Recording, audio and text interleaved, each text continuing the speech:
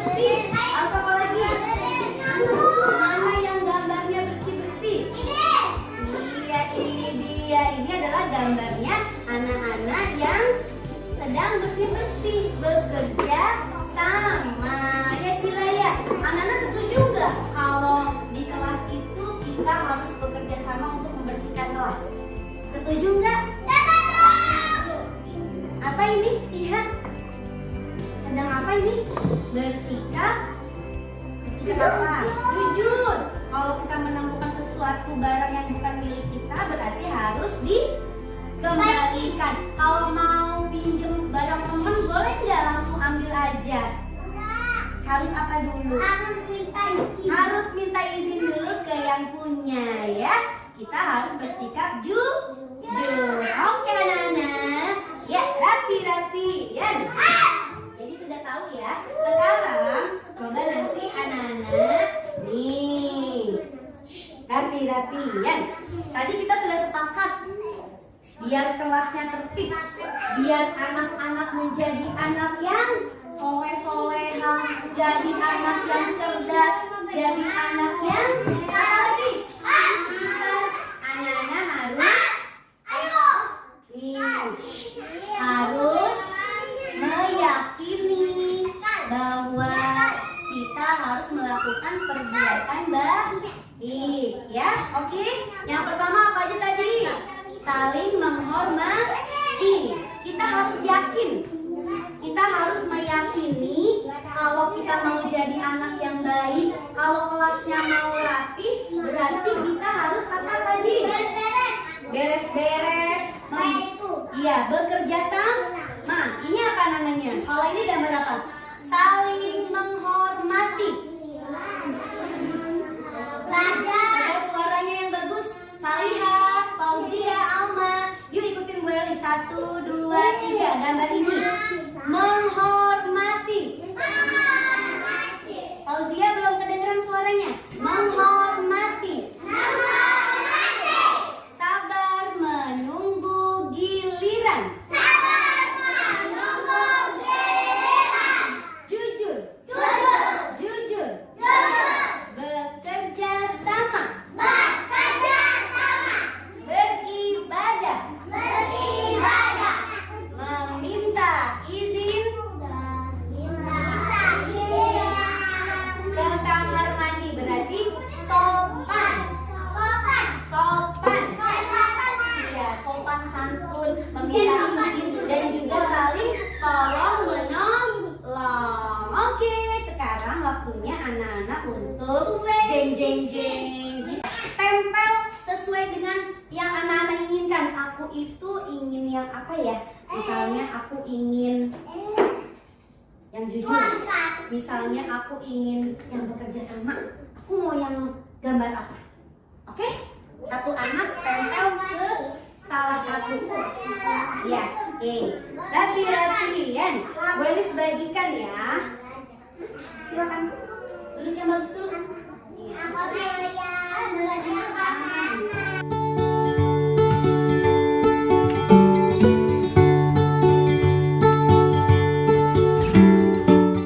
Assalamualaikum, nama saya Ica. Saya muridnya kelas Bu Elis. Bu Elis mengajarkan 10 keyakinan kelas. Jadi saya dan teman-teman makin semangat belajar.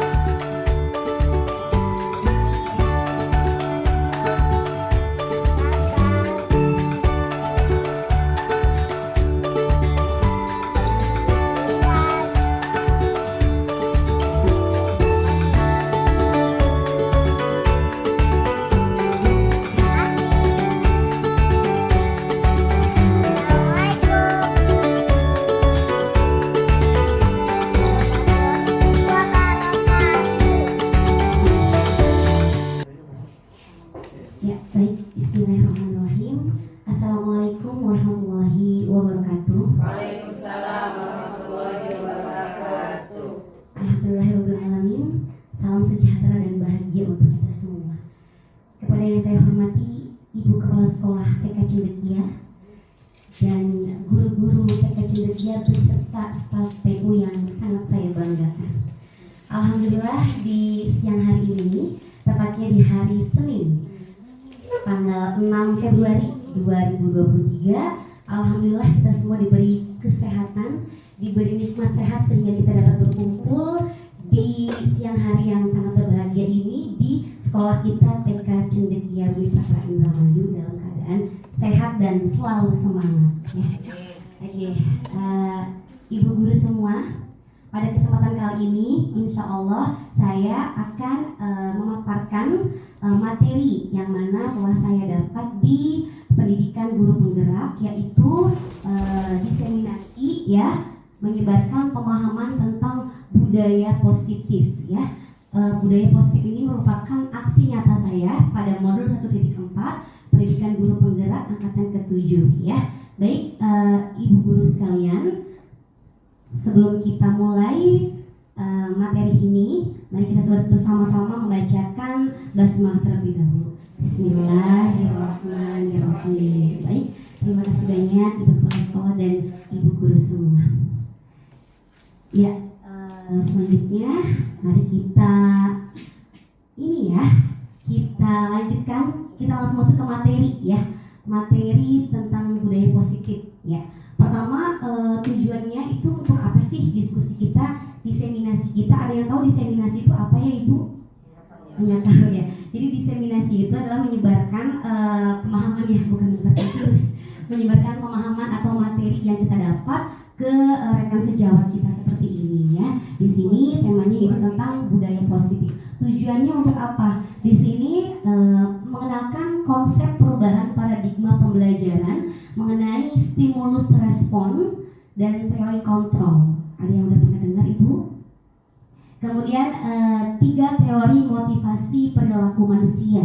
Kemudian motivasi internal dan eksternal, keyakinan kelas, hukuman, 5 kebutuhan dasar manusia, 5 posisi kontrol guru, dan segitiga restitusi. Kemudian menerapkan strategi disiplin positif yang memerdekakan siswa untuk menciptakan ekosistem sekolah yang aman dan berpihak pada siswa.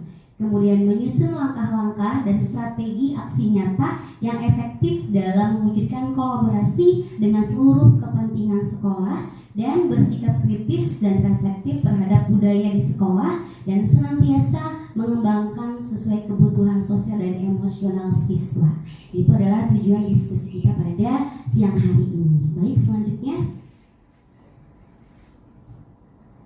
ya, di sini kita masuk pada konsep pertama, yaitu perubahan paradigma. Ya, Ibu dan Ibu Kepala Sekolah semuanya, Ibu guru dan Ibu Kepala Sekolah, di sini saya ingin meminta Ibu Kepala Sekolah dan juga guru-guru semua untuk membuka telapak tangan.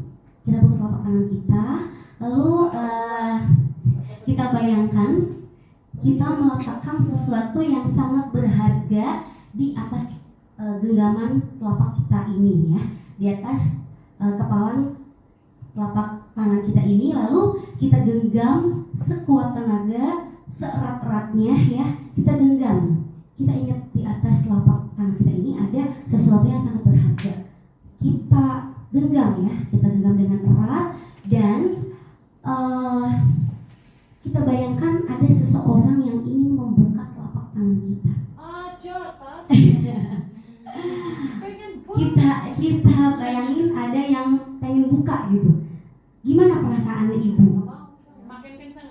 Iya, betul sekali, ya. Akan semakin kuat kita menggenggam tangan kita, ya. Seperti itu. Nah, artinya kita di sini dan gini, satu lagi ya Bu, ya.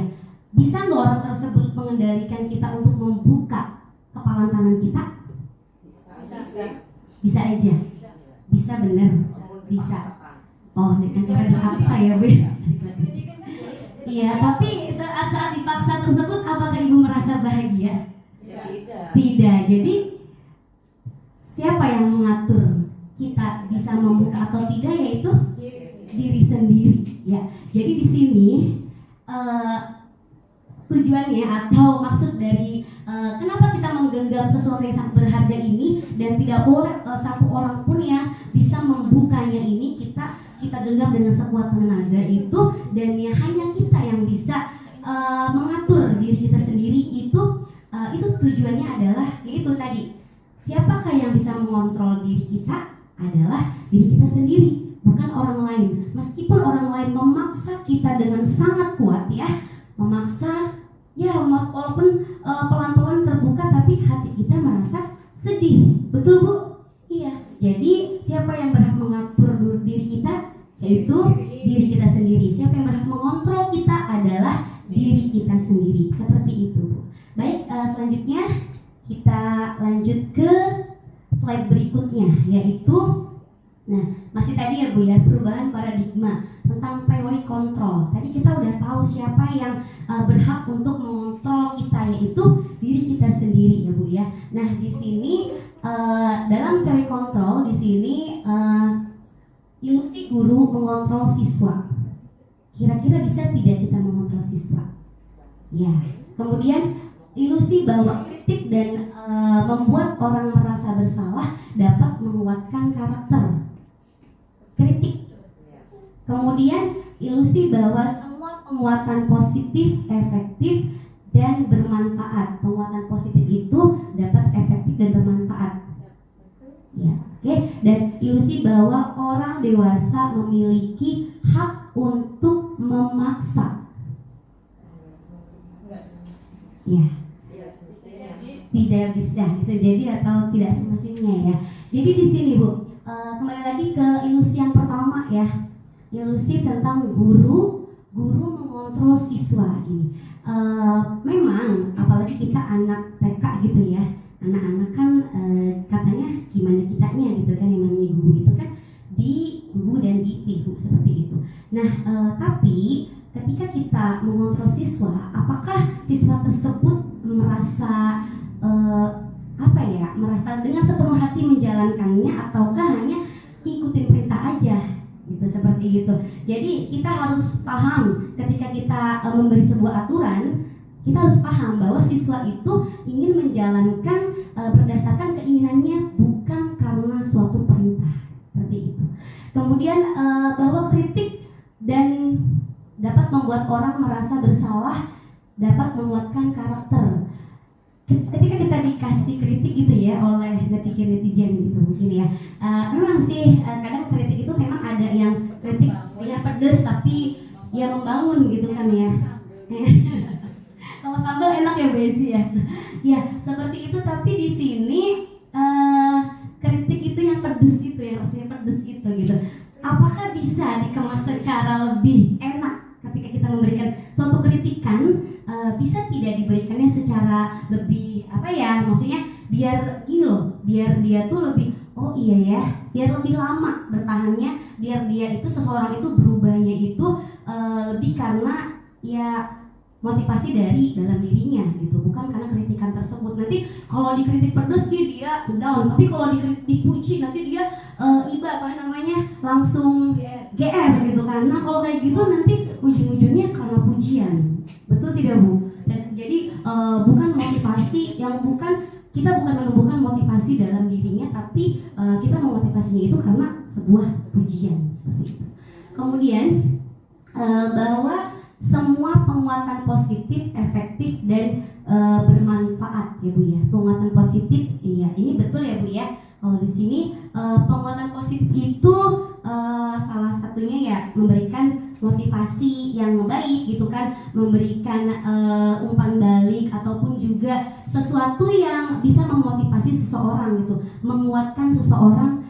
Di sini menguatkan positif, efektif, dan bermanfaat. Ini merupakan salah satu teori kontrol ya Bu ya. Itu bisa ya Bu ya, itu bisa masuk. Kemudian yang berikutnya itu ilusi bahwa orang dewasa memiliki hak untuk memaksa. Apakah di sini setuju Bu? Setiap orang dewasa memang namanya juga orang lebih tua gitu ya. Tapi kalau misalkan memaksa itu kan berarti caranya itu halus atau tidak Bu? Ya kan namanya juga maksa yang ya begitu, berarti konotasinya kan kita beli tuh bahasa yang harus kadang orang itu ada yang dicontohkan secara paksa nih. Minta tolong Mike. Kan setiap manusia ada kadang punya karakter dan cara masing-masing ya. Ada seseorang itu mungkin dengan dikasih tahu dengan pelan-pelan ada yang masuk, atau mungkin ya Udah dipaksa. ya ya biasanya sudah dilakukan ya. Iya. Bisa seperti itu ya. Kadang ada yang harus anak-anak bukan dipaksa tapi agak keras sedikit ya. Mungkin dengan adanya contoh nih, umpamanya setiap hari Jumat butuh ya, karena sudah ada teman-teman duluan, mungkin yang belakangan mungkin selalu diingatkan ya, ayo cepat. Nah itu termasuk maksa nggak? Itu supaya kan bareng-bareng kan, tujuannya kan supaya bareng-bareng juga, supaya tidak ketinggalan. Tapi mungkin ada kan kata-kata itu harus cepat, ayo cepat supaya tidak ketinggalan sama temannya. Nah, Jadi apakah kata-kata itu juga salah satu juga pemaksaan? Iya. maksa ya. Oke, Makan. jadi Ayo makan, dihabisin. Nanti kalau nggak habis, bla bla bla. Seperti itu ya. Nah, kata-kata ini termasuk nggak pemaksaan seperti itu? Apakah, ayo kalau makannya habis nanti badannya besar, kalau makannya habis nanti badannya sehat, timbangannya banyak, tetap tinggi. Itu mungkin tidak makan. Tapi kalau ayo cepat, nanti kalau nggak habis nanti keburu ini temannya pulang duluan. Itu caranya berbeda lagi. ya, betul sekali ya Bu kalau sekolah. Ya, terima kasih banyak Bu Ati. Baik, ada lagi Bu tambahan Bu? Mungkin saya sedikit ya Bu Elis. Kebetulan apa sih, kita kan lingkupnya kan dalam lingkup taman kanak-kanak anak TK ya. Karena anak TK itu kan satu harus kita mencontoh. Kita sebagai contoh, sebagai figur, otomatis anak mengikuti. Dan karakter anak kan berbeda-beda. Ada yang dengan contoh dia bisa mengikuti, dan ada pula dengan contoh dia masih cuek bebek, masih nggak mau gitu. Dan itu dipaksakan. Contoh kayak Hanun. Kasus yang kemarin itu, Hanun sudah di sini udah kelompok B, dari kelompok A dia pakai baju seragam aja susah. Baru kemarin-kemarin karena Bu Ana dengan berbagai macam cara dan apa namanya tuh, dia sampai nyubit lah segala macam, nyakar gitu. Tapi kan tujuan kesananya kan baik gitu. Dan kemarin juga dia kayak sholat kan nggak mau, sedangkan teman-temannya sudah pada sholat dan ikutan, dia udah mau ke SD masa begitu aja gitu kan.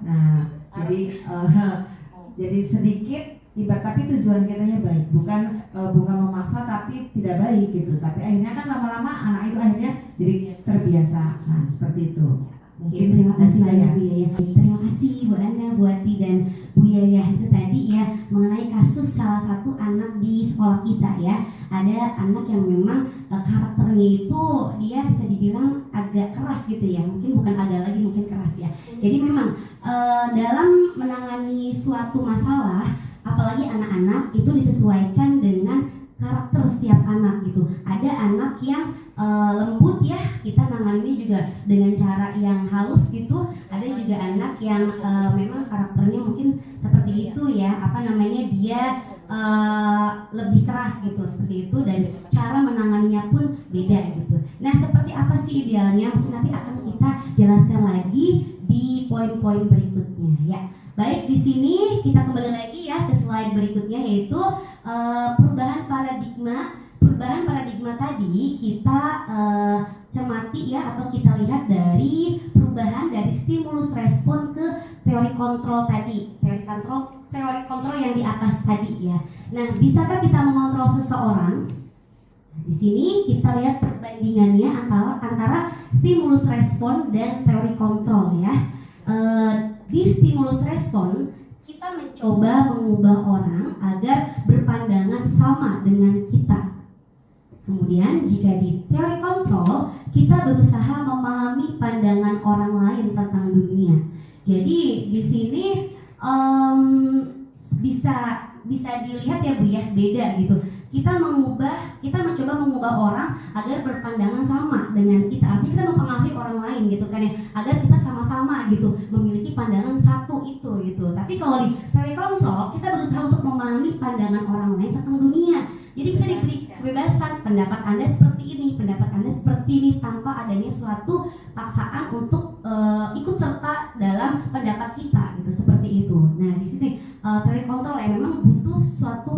yang ini ya, kesabaran dan sebagainya gitu, perlu pemahaman karena di sini memang benar-benar kita belajar ini apa ya, pokoknya mah menguasai gitu, menguasai bagaimana pandangan orang terhadap orang lain gitu, seperti tadi tidak sesuai dengan apa yang opini kita gitu, seperti itu. Kemudian perilaku buruk dilihat sebagai satu kesalahan. Dalam stimulus respon, perilaku buruk dilihat sebagai satu kesalahan. Ketika orang itu misalkan salah, kamu tuh misalkan ya anak suka apa sih, misalkan suka berteriak atau apa, kamu tuh anaknya gini-gini ya Pak, anaknya nggak mau diem atau sebagainya gitu. Kita langsung menjas anak tersebut gitu ke hal yang buruk gitu, seperti itu ya. Nah kemudian di sini di teori kontrol, semua perilaku memiliki tujuan. Kenapa ya anak itu kok teriak gitu? Kenapa ya anak itu kok nggak mau pakai seragam? Kenapa ya anak itu kok nggak mau baris gitu? Jadi sebelum kita mengejas si anak tersebut gitu ya, kita cari tahu akar permasalahannya di mana gitu. Karena setiap perilaku memiliki tujuan. Karena hati kita dengan hati orang lain itu berbeda. Gitu. Kemudian orang lain bisa mengontrol saya. Di stimulus respon di sini berpendapat orang lain bisa mengontrol saya.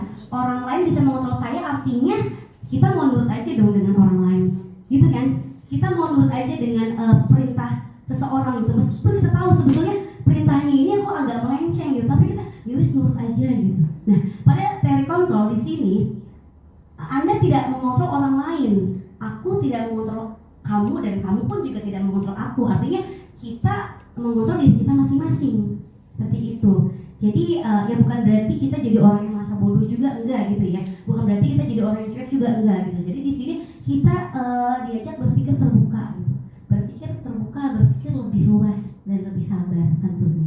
Kemudian pada stimulus respon, pemaksaan ada pada saat bujukan gagal. Nah, seperti tadi ya, mungkin ketika kita gagal treatment seperti ini, lalu mau nggak mau ya saja lah kan gitu kan. Nah itu kita masih masuk pada teori stimulus respon. Tapi pada teori kontrol di sini kita kolaborasi dan konsensus menciptakan pilihan baru. Kita berkolaborasi dengan teman sejawat kita gitu kan. Kita sharing gimana ya caranya, ada nggak sih gitu.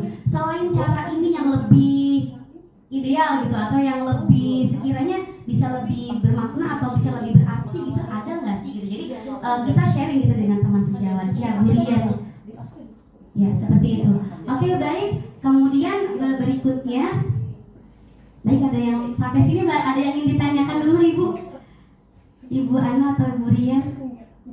Mau kita lanjutkan lagi ya? Ya, mohon maaf sebelumnya.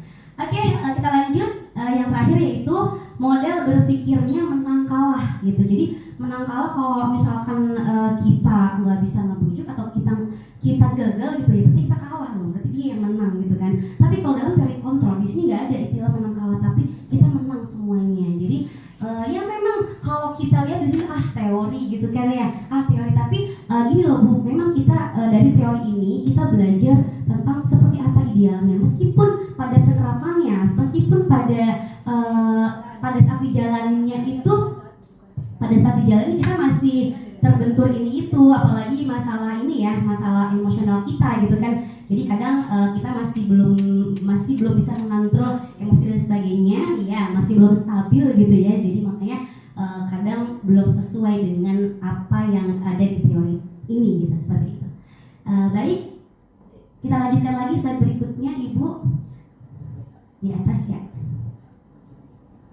Nah, dari teori kontrol tadi gitu ya, kita mengharapkan bahwa siswa-siswa kita, anak didik kita memiliki mental atau menjadi anak yang merdeka. Merdeka di sini menurut Gejar Dewantara, merdeka itu artinya tidak hanya terlepas dari perintah, akan tetapi juga cakap untuk memerintah dirinya sendiri.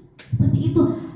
Bukan berarti kita nggak mau nurut sama perintah, enggak ya, bukan berarti kita nggak mau nurut sama suatu aturan, tidak gitu. Tapi di sini anak tersebut dididik mentalnya bukan sebagai follower atau bukan sebagai pengikut, tapi anak ini didik sebagai pemimpin. memimpin generasi bangsa gitu ya. Jadi gimana kita ketika kita menciptakan atau membangun anak-anak yang memiliki mental pemimpin, itu kita juga harus menjadi guru-guru ya yang merdeka juga ya Bu ya. Jangan sampai kitanya jadi merasa kayak yang aduh gimana ya, aduh aku takut, ada apa seperti itu. Emang aku banget ya Bu Eci ya.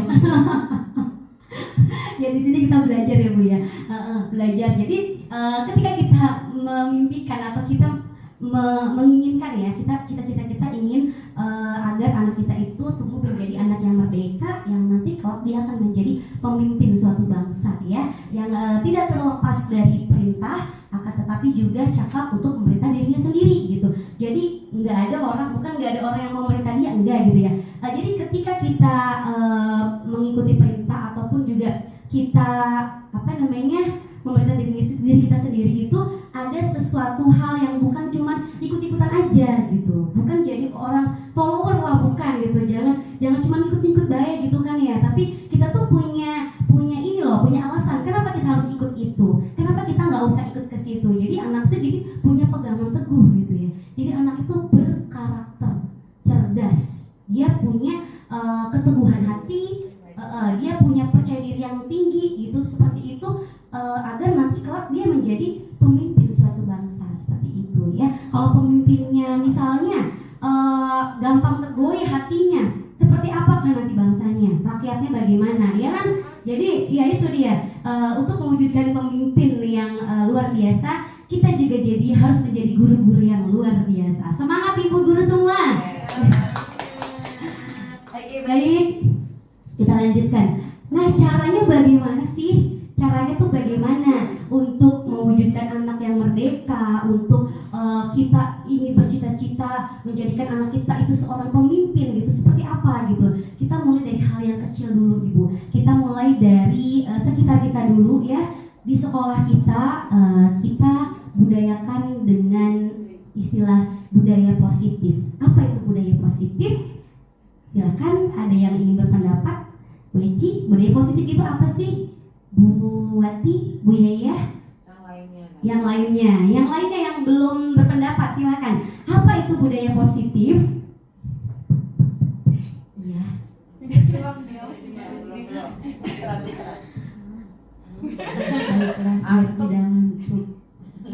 Benar atau salahnya kan tidak tahu ya, hanya berpendapat saja. Kita berdiskusi ya Bu Eci. Terima kasih Bu Elis atas kesempatannya. Sama-sama Bu Eci. Budaya, berarti budaya itu membiasakan ya gitu ya. Positif berarti hal-hal yang baik ya. Mungkin itu dari kita membiasakan dengan hal apa? Jangan ada mungkin. Kita meruan baik pasti aja gitu ya. Jadi membiasakan dengan hal-hal yang baik gitu. Misal mungkin kata-kata juga ke anak-anak yang tidak yang buruk-buruk gitu. Iya, betul. Kayak seperti pengalaman anak saya sendiri, ini anak kandung maksudnya. Iya. Ketika kita misalnya yuk sholat biar nanti bisa masuk surga. Betul. Nah, bukan berarti kamu sholat nanti kalau sholat masuk neraka. Itu udah beda. Sama mengajak sholat tapi sholat biar tidak masuk neraka. Yuk sholat tapi biar masuk surga. Jadi mungkin jadi ke hal-hal yang positif seperti itu gitu. Itu anak saya karena memang harus diajaknya gitu. Karena nanti ada anak yang ketika kita ngomongin yang negatif, jadi diingatnya adalah yang hal negatif gitu. Mungkin seperti itu. Jadi membudayakan, membiasakan dengan hal-hal yang positif, dengan hal-hal yang baik begitu. Sekarang kali ini. Iya, terima kasih banyak Bu Eci. Tepuk tangan dulu dong. Karena seperti apa biasanya lingkungan yang positif di sekolah itu Ibu? Seperti banyak ya Bu Ati ya. Misalnya tadi datang tepat waktu ya, kemudian mengucap salam, senyum ya, 5S ya Bu ya. Senyum, sapa, salam, seperti itu ya Bu ya. Ya, teman-teman. Betul sekali. Menegur sapa juga harus tahu. Sopanan mungkin Kayak ya ini salah satunya mungkin ya, kalau di sekolah barangkali ada yang membiasakan diri negur teman, kita ubah supaya jangan membiasakan menegur teman itu, memanggil teman dengan kata atau gurunya, mungkin sebut namanya, anak-anak gitu ya. Terus mungkin ada kata-kata yang mungkin dari luar, dari rumah, di lingkungan dengan kata-kata yang tidak baik, anak-anak dibawa ke sekolah. Sebenarnya saya di waktu masih ngajar tuh, saya ke anak-anak kalau mendapatkan bahasa kata-kata mendengarkan dari teman-teman di rumah, jangan dibawa ke sekolah. Jika di sekolah dengan kata-kata yang tidak baik, jangan dibawa ke rumah. Cukup dibuang di jalanan, jangan dibawa ke rumah atau jangan di sekolah. Karena kadang-kadang namanya anak-anak sama sensitif ya, bahasa yang Langsung nangkep ya, Bu. kadang mungkin anak tuh tidak menyadari yang biasa keluar mungkin anggapannya biasa, tapi bagi anak yang nggak pernah dengar mungkin hal-hal yang baru, padahal tidak tahu artinya. Langsung nangkep gitu ya. Karena nggak tahu artinya ya, gitu. Kadang-kadang binatang luar seperti itu. Nah itu kita wajib untuk menegurnya. Kemudian seperti anak yang sama ibu gurunya suruh artinya menyapa, barangkali bisa mengajari permisi bu guru, permisi bapak, ajarkan di rumah, praktekkan di sekolah seperti apa jalan permisi itu. Jadi ketika ada orang tua lagi ngobrol-ngobrol, anak langsung lari-lari begitu, itu wajib bu guru menegurnya. Ini kewajiban guru untuk merubah karakter anak-anak yang tidak baik ya. Mungkin anak-anak di rumah barangkali orang tuanya tidak sempat, di sekolah kewajiban guru-guru untuk merubah karakter yang lebih baik. Oke, terima kasih banyak Bu Ati. Banyak sebenarnya. Iya, banyak sekali ya Bu Ati ya. Contoh dari lingkungan positif itu, bagaimana kita menciptakan lingkungan positif di sekolah. Apalagi di sini TK Cendekia, sepertinya sudah ya Bu Ati ya, kita sudah terbiasa menjalankan budaya positif gitu ya Bu Ati. Karena lingkungan sekolah kita alhamdulillah lingkungan itu positif, guru-gurunya juga. Tapi ada lagi satu hal positif yang tidak baik, itu apa Bu? Ada nggak kira-kira yang positif tidak baik, malah membahayakan? Ada, apa tuh kira-kira? Positif corona Bu ya. Oke, biar nggak ngantuk ya Bu ya. Oke deh, itu adalah positif yang tidak baik Bu. Kalau positif baik, kalau yang namanya positif itu kan selalu baik ya Bu ya. Yang baik-baik itu namanya positif. Bahkan ketika kita mengharapkan hamil juga kan positif hamil. Tapi ada positif yang tidak baik ya, itu positif corona. Betul sekali. Ya baik, seperti itu ya Bu ya. Nah, Itu malah pas-pas. iya ya Bu ya. Juga buat Bu Yaya nggak baik. Tidak baik. Oke, nah jadi itu tadi tentang lingkungan positif ya Bu. Nah seperti apa tadi sudah dijelaskan sama Bu Ati, lingkungan positif di sekolah itu tadi kan datang tepat waktu, kemudian senyum sama salam seperti itu ya Bu Ati dan sebagainya.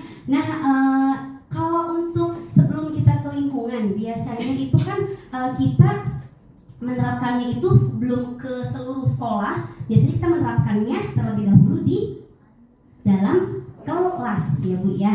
Nah dalam kelas itu kita sudah kenal ya namanya apa Bu, biar kelasnya tertib, biar kelasnya disiplin, biasanya kita buat apa? Tata tertib kelas, betul sekali. Nah iya betul, kesepakatan ya Bu Ati ya, tata tertib kelas, betul. Nah tata tertib di sini sebelum menjadikan itu sebagai suatu aturan ya Bu ya, di sini kita membuat suatu keyakinan kelas. Ya, keyakinan kelas apa sih yang anak-anak yakinin agar kelas tersebut menjadi bersih misalnya ya.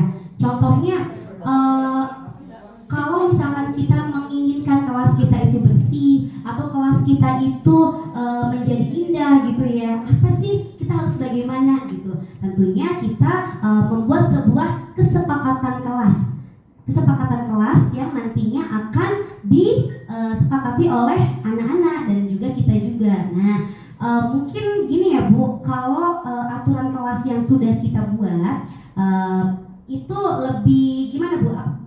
Bisa nggak Ibu membedakan antara aturan dan kesepakatan? Ya bisa. Bisa. Kalau aturan itu? Aturan bisa tidak. Kira-kira disepakati tidak? Kalau Iya. misalnya di antara poin-poin itu mungkin kan ada yang disepakati, berarti yang tidak disepakati jadi dipakai. Ya betul. Jadi aturan-aturan tersebut apakah anak-anak itu sepakat atau tidak? Kalau misalkan sepakat kita lakukan bersama, dan kalau tidak sepakat ya ada salah satunya yang tidak kita pakai. Baru terwujudlah aturan kelas yang nanti kita sepakati dan kita jalankan bersama ya Bu ya, melalui budaya positif tersebut ya Bu. Di sini sampai di sini ada yang ingin ditanyakan Bu? tentang keyakinan kelas, kesepakatan sudah paham ya Bu ya? Paham? Oke. Lanjut ya. Oke, baik. Nah, di sini ada penjelasan ya Bu ya, atau perbandingan ya, tentang peraturan dan keyakinan kelas ya. Keyakinan kelas itu adalah nilai kebajikan yang kita tuju. Misalnya tadi saya tanya, ketika kita ingin menciptakan kelas yang bersih, kita harus bagaimana? Berarti kita harus, misalnya salah satu contoh nilai keyakinan kelasnya itu bekerja sama, misalnya bekerja sama dalam hal apa? Bekerja sama dalam membersihkan kelas, seperti itu. Jadi kesepakatannya itu adalah membersihkan kelas atau menjaga kebersihan kelas, yang mana kita yakinin bagaimana cara kita untuk membersihkan kelas, kita lakukan secara bersama-sama ya. Jadi keyakinan kelasnya itu adalah bekerja sama ya. Contohnya seperti itu. Di sini dijelaskan, misalnya peraturan. Di sini peraturan itu selalu kembalikan buku ke tempatnya ya. Kita sering baca ya Bu ya, kembalikan benda pada tempatnya atau kembalikan mainan kepada tempatnya. Nah, di sini keyakinan kelas atau nilai kebajikannya yang dituju adalah tentang tanggung jawab ya Bu. Pernah dengar ini Bu? Mungkin kalau di Kurtilas barangkali ada ya Bu ya. Nilai tanggung jawab, nilai kerjasama, nilai karakter. Nah, sekarang kita namakan dengan keyakinan kelas. Keyakinan kelas Bu namanya. Keyakinan kelas, kata-katanya ini kata-kata apa? Atau nilai kebajikan yang universal, artinya umum. Nilai kebajikan universal itu umum. Kalau tanggung jawab itu kan umum ya Bu ya, universal ya Bu ya. Iya, kalau misalkan selalu kembalikan buku ke tempatnya itu kan masih ini ya, lebih ke spesifik gitu. Kalau ini kan tujuannya itu apa? Yang dituju itu apa? Oh, tanggung jawab, seperti itu. Nah, ini adalah keyakinan kelas atau yang dulu itu adalah karakter, seperti itu. Kemudian dilarang mengganggu orang lain. Keyakinan kelasnya apa Bu? Menghormati orang lain dan diri sendiri. Ya, bisa dipahami ya Bu ya. Jadi ini tuh Kebalikannya ya. bukan Bu, bukan kebalikannya, tapi nilai yang dituju. Dilarang mengganggu orang lain itu nilainya apa? Atau maksud tujuannya itu untuk apa? Gitu. Baik, terima kasih. Mungkin kalau untuk dalam kelas, mungkin ini kan harus ditulis dalam kelas ya nanti ya, komitmen ini ya, atau kesepakatan ini ya. Iya, boleh di kelas dan boleh untuk sekolah juga. Nah, oke, kalau kita mungkin orang tua tahu nih tanggung jawab bla. Namun kalau anak-anak pasti akan dikasih tahu dulu ya. Iya, betul, dikasih tahu. Diuraikan dulu. Maksudnya apa nih anak tanggung jawab itu? Iya. Contohnya nih, seperti mau sampah pada tempatnya nih, ya kan? Itu kan tanggung jawab anak juga. Kemudian kalau ada air tumpah, katakan itu anak langsung mengambil lap supaya bersih, supaya kering kan gitu ya. Maka tanggung jawab ini bagus sih untuk diterapkan. Cuman kalau untuk anak-anak itu harus dijelaskan dulu apa yang disebut dengan tanggung jawab itu, contohnya apa seperti itu gitu ya. Kemudian menghormati orang lain, mungkin anak sudah mengerti ya, menghormati, kemudian menghargai supaya tidak nakal. Nah, orang tua kan kadang-kadang seperti itu ya, kadang-kadang bahasa ini memang kita harus mengolah sendiri kan, seperti itu. Bagaimana supaya anak bisa menerima, bagaimana supaya orang lain bisa menerima bahasa ini, kita sendiri yang harus mengolahnya kan, seperti itu. Artinya kita juga harus belajar supaya tidak menggunakan bahasa atau kata-kata yang kurang baik seperti itu ya. Jadi untuk kesemuanya ini bagus, tapi untuk anak-anaknya harus dijelaskan contohnya seperti itu. Jadi kalau ibu guru mungkin memasang dalam kelas seperti itu, harus beri contoh. Ini loh kalau keselamatan kesehatan tuh, umpamanya nih anak-anak barangkali kalau ada barang-barang tajam ya kan, mungkin ada duri dan sebagainya, anak harus bisa menjaganya seperti itu ya kan. Kan tidak mesti harus dengan narkoba, keselamatan dan kesehatan itu banyak contoh kan gitu ya. Mungkin jalan di parit itu harus hati-hati, barangkali mau melompat parit atau mungkin meniti di papan titian dan sebagainya, itu kan perlu anak-anak hati kan gitu. Banyak contoh-contohnya. Cuma kalau anak-anak pasti akan diuraikan dulu, dijelaskan dulu maksudnya. Jadi nggak ngerti nanti pos yang pada tujuan. Anak tinggi, anak seperti ini. Anak luar SMP juga Bu. ya harus masih tetap Karena harus ngerti dikasih pengertian. komitmen pada tujuan. Iya, ya, Jadi untuk anak-anak dijelaskan kembali supaya paham. ya betul sekali berarti. Ini bagus seperti itu ya. Ya, tapi untuk anak-anak kembali lagi harus dijelaskan supaya anak mengerti dan bisa melakukan, melaksanakan dan bisa mengingat kembali apa yang nggak boleh dan apa yang diperbolehkan. Iya betul sekali. Ya, terima kasih banyak Bu Ati. Ya, baik, itu tadi ya Bu ya. Betul yang dikatakan oleh Bu Ati. Memang ini keyakinan kelas ini karena bahasanya ini bahasa universal ya Bu ya. Jadi untuk anak usia TK ya, usia PAUD apalagi ya, bahkan SMP aja, SD masih dijelaskan, apalagi untuk yang usia PAUD gitu, usia TK gitu, kita harus benar-benar kasih pengertian gitu kan ya, seperti apa tanggung jawab. Nah, sebelum kita mengenalkan apa itu tanggung jawab, biasanya kita itu melakukan sebuah contoh ya, melakukan sebuah perilaku, kayak misalnya contohnya kemarin saya sudah bersama teman-teman yang di kelas itu ya, bersama anak-anak gitu, pada saat anak-anak itu mau mengerjakan tugas. Nah, mau mengerjakan tugas di sini anak-anak tersebut sudah masuk pada nilai kebajikan, yaitu bertanggung jawab. Nah, jadi seperti apa gitu, kita jelaskan tanggung jawab itu apa sih anak-anak. Jadi tanggung jawab itu adalah anak-anak mau melakukan apa yang sudah jadi kewajiban anak-anak. Anak-anak itu tugasnya apa sih, misalkan belajar gitu, misalkan ya seperti itu. Nah, kalau misalkan tidak belajar berarti anak-anak bagaimana, sudah bisa tanggung jawab belum Bu, seperti itu. Kemudian misalkan contoh nilai universal, contohnya sabar misalnya ya, ketika kita antri menunggu giliran atau ketika anak-anak itu pengen ini ya, selalu pengen duluan gitu kalau apa-apa ya. Nah, di situ kita ingatkan anak-anak kalau ingin barisannya, misalnya ingin barisannya rapi dan sebagainya, anak-anak harus seperti apa sih gitu. Jadi kita memberikan diskusi ke anak-anak, kita lakukan diskusi terlebih dahulu ke anak-anak, kemudian kita masukkan nilai itu. Oh iya, kita itu berarti kalau misalkan kita tadi tuh mau kelasnya itu rapi atau misalkan mau barisannya itu rapi, berarti harus bagaimana? Oh iya Bu, gantian gitu. Ada anak yang menyebutkan gantian. Nah, kalau gantian itu gimana sih biar kita mau gantian? Iya Bu, kita tuh harus sabar. Oh iya, berarti nilai universal yang kita ambil di sini adalah sabar. Jadi anak sudah bisa sabar belum? Yang belum rapi barisannya atau yang selalu ingin di depan terus tiap hari, berarti anak-anak belum bisa sabar, seperti itu. Ketika anak-anak masih nangis, datang masih nangis gitu ya, selain mereka misalkan nangis karena rebutan atau belum bisa menahan emosi gitu kan, berarti kan masuk juga ke nilai kesabaran kan, seperti itu. Kalau misalkan belum bisa ditinggal sama bundanya, berarti nilai keberanian seperti itu. Jadi kita betul Bu, kita jelaskan dulu, kita kasih contoh anak-anak itu segala sesuatunya itu harus diberi contoh. Kalau tidak dikasih contoh, anak-anak nggak akan ngerti gitu kan. Bahkan ketika saya memberikan penjelasan tentang keyakinan kelas dan kesepakatan kelas di kelas pun, saya tidak menggunakan sebuah kata-kata. Kenapa? Karena memang tidak semua anak sudah bisa baca. Jadi saya gunakan dengan gambar buati ya.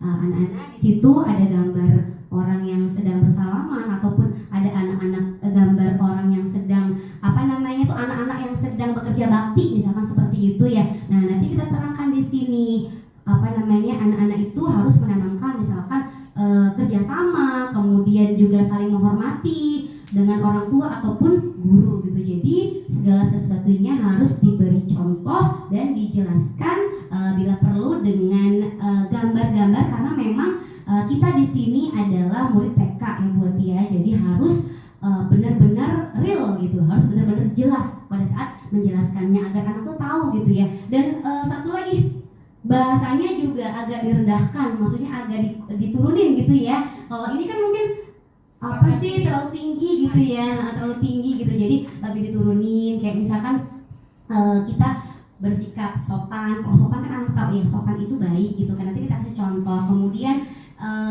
beribadah atau taat beribadah, misalkan mau berdoa gitu kan. Ada anak yang belum mau berdoa kan Bu ya. Ada anak yang kalau berdoanya masih keliling-keliling kayak gitu. Nah, nanti kita buat nilai keyakinan kelasnya itu beribadah atau taat beribadah, seperti itu Bu ya. Baik, ada lagi yang ingin ditanyakan Bu tentang keyakinan kelas? Nanti jika kita ada waktu nanti kita diskusikan lagi atau nanti kita refleksikan apa yang sudah kita dapat ya Bu ya. Kita diskusikan bersama, kita buat keyakinan kelas di setiap kelas masing-masing. Kita mencoba untuk ini ya Bu, bukan merubah, artinya memperbaiki dari yang tadi aturan kelas yang hanya kita buat sendiri untuk anak-anak dengan kesepakatan kelas yang kita buat bersama anak-anak yang menjadikan kesepakatan kelas itu sebagai keyakinan kelas kita bersama, seperti itu. Baik, ada yang ditanyakan Ibu? Lanjut ya. Oke, kita lanjut berikutnya. Ya, gimana Bu? Baca tuh keyakinan kelas A2 gitu ya. Kan biasanya tapi di kelas gitu. Kalau mau kesepakatan ya, kesepakatan karena iya, kesepakatan kelas ya bisa Bu. Bisa kita sebutin pada saat anak-anak mau masuk kelas ya. Kita sebutin kesepakatan kelas bisa dengan dibacakan bersama atau kita tanya jawab diskusi gitu. Ya, anak-anak masih ingat apa kesepakatan kita? Nanti biar anak-anak kan menjawab itu ini. Oke, jadi yang pertama apa? Kita ulangi lagi ya. Kemudian yang kedua apa? Ketiga apa? Seperti itu. Oke, anak-anak sepakat semuanya? Sepakat untuk melakukan kesepakatan? Sepakat untuk menjalankannya? Sepakat gitu. Seperti itu ya. Iya, sepakat ya. Jadi kesepakatan. Karena kalau aturan itu iya. Iya, seperti itu karena kalau aturan kan bahasanya tuh terlalu ini loh Bu, kayak doktrin ya, betul sekali doktrin satu pihak ya, kayak kesepakatan antara murid dengan siswa ya, ada suatu kesepakatan. Iya betul. Iya betul. Betul sekali. Iya betul sekali. Betul sekali Bu ya. Terima kasih banyak. Jadi seperti itu ya Bu ya, bisa bedakan kita mana tata tertib dan juga kesepakatan kelas. Kalau tata tertib tadi menurut Bu Yaya adalah sesuatu yang seolah-olah kita didoktrin, mendoktrin anak-anak gitu, mengatur anak-anak, padahal tadi yang berhak mengatur adalah diri kita sendiri. Anak-anak juga sama Bu, yang mengontrol diri anak itu adalah anaknya sendiri gitu, bukan orang lain. Kita hanya memberikan fasilitas-fasilitas, kemudian dukungan motivasi ya Bu ya, seperti itu. Sebelumnya kita berdiskusi dulu ya, kita membuat kesepakatan ya, kesepakatan. Setelah itu kita buat keyakinan kelas yang nanti akan menjadikan karakter anak itu mempunyai jiwa seperti apa gitu ya. Oke. Baik, kita lanjutkan di sini contoh kesepakatan kelas A3, contoh ya Bu ya. Di sini mengucapkan salam, kemudian berdoa sebelum kegiatan, menjaga kebersihan, antri menunggu giliran, saling tolong menolong dan meminta izin Bu. Untuk membuat kesepakatan agar bisa disepakati bersama, kita nggak perlu banyak-banyak dulu ya Bu ya. Kita sedikit-sedikit tapi yang penting anak-anak mau menjalankannya, mau melaksanakannya. Karena kalau udah kebanyakan nanti bingung gitu, nanti mana ya yang mau dikerjain, nanti yang ada malah lupa semuanya gitu kan. Oke, baik, di sini ya Bu ya, kira-kira dalam mengucapkan salam apa sih nilai keyakinan kelasnya? Mengucapkan salam kepada orang tua dan juga guru itu masuk ke dalam sopan bisa, kemudian apa lagi? menghormati dan menghargai orang lain ya Bu. Kita menghormati orang tua dan kita juga menghormati guru yang ada di sekolah. Kemudian berdoa sebelum kegiatan itu termasuk pada religi atau ibadah ya Bu, melakukan ibadah sesuai dengan tuntunan orang dewasa seperti itu. Kemudian menjaga kebersihan itu ya bisa kesehatan dan juga karena membersihkannya itu kita tidak hanya sendiri tapi bersama-sama, berarti bisa masuk gotong royong ataupun juga kerjasama. Kemudian antri menunggu giliran, itu sabar, betul sekali, sabar ya Bu ya. Sabar itu antri menunggu giliran. Kemudian ada lagi saling tolong menolong. Gotong royong bisa, kalau menolong, bekerja sama bisa juga. Kemudian apalagi saling sayang menyayangi juga bisa ya Bu ya. Seperti itu. Kemudian meminta izin, menghormati orang lain gitu, ataupun juga sopan gitu ya Bu ya, meminta izin. Nah seperti itu. Ibu sudah bisa semua ya Bu ya. Kita buat keyakinan kelas. Oke, semangat Bu. Ya luar biasa Bu. Kita kecil gitu ya. Luar biasa Bu. Oke. Kesepakatan kelas ya Bu ya. Nah ini tadi penjabaran dari keyakinan kelas yang tadi sudah ada di atas tadi kan, mengucapkan salam, berdoa, kemudian nah tadi ini saling menghormati, beribadah, tanggung jawab, sabar, kemudian sopan. Ya, kita langsung aja. Ya, isi yang tadi ya. Sengaja tidak dilihatin sama saya biar guru-guru Ternyata bisa luar biasa keren ya. Oke. Jadi biaya gitu loh. Jadi biksu. Jadi oke, Ibu di sini kalau misalnya nih kesepakatannya ada yang dilanggar gimana Bu? Gimana ya kira-kira? Apakah kita akan beri hukuman atau konsekuensi? Iya. Kesepakatan lagi, kesepakatan. Kira-kira apa kira-kira ya? Dikasih kesempatan. Dikasih kesempatan. Ya. Suruh minta maaf. Terus apa lagi Bu? Kalau anak-anak melanggar atau tidak mengikuti, tidak mengulanginya lagi, betul sekali. Ada lagi Bu? Tidak ada. Oke, kita lanjut ya Bu ya. Kita akan jelaskan di sini tentang bedanya hukuman dan konsekuensi. Sama atau beda Bu? Mirip ya. Mirip. Antara galak dan tegas. Oke. Kita di sini hukuman dulu ya. Hukuman yaitu sesuatu yang menyakitkan dan harus terjadi. Betul tidak Bu? Betul tidak? Iya kan? Kalau kita dihukum tuh rasanya tuh aduh nyelekis rasanya sakit gitu. Nah, kalau konsekuensi itu sesuatu harus terjadi mau nggak mau. Kalau tidak dilaksanakan nanti konsekuensinya kamu begini gitu. Kamu dapat begini seperti itu. Jadi iya, konsekuensi. Tapi kalau bedanya, kalau misalkan konsekuensi itu memang sudah dari awal dikasih tahu ya. Misalkan datang terlambat gitu ya. Misalkan kalau karena datangnya terlambat, jadi harus apa dulu gitu ya. Entah itu suruh lari dulu atau bagaimana gitu. Seperti itu merupakan konsekuensi dan juga hukuman ya Bu ya. Tapi kalau hukuman itu biasanya lebih sakit gitu ya. Kemudian tuh ada lagi membuat anak sakit fisik atau hati untuk jangka waktu yang lama, bisa terjadi trauma gitu ya, kepada anak-anak. Kemudian kalau konsekuensi membuat siswa merasa tidak nyaman dalam jangka waktu yang pendek. Lah kok sama aja? Bedanya apa? Ternyata sama aja ya. Ternyata hukuman dan konsekuensi itu ya hampir-hampir mirip ya. Kemudian hukuman, siswa membenci kedisiplinan. Akhirnya apa? Dia melanggar aturan karena ya itu tadi, setiap salah hukum.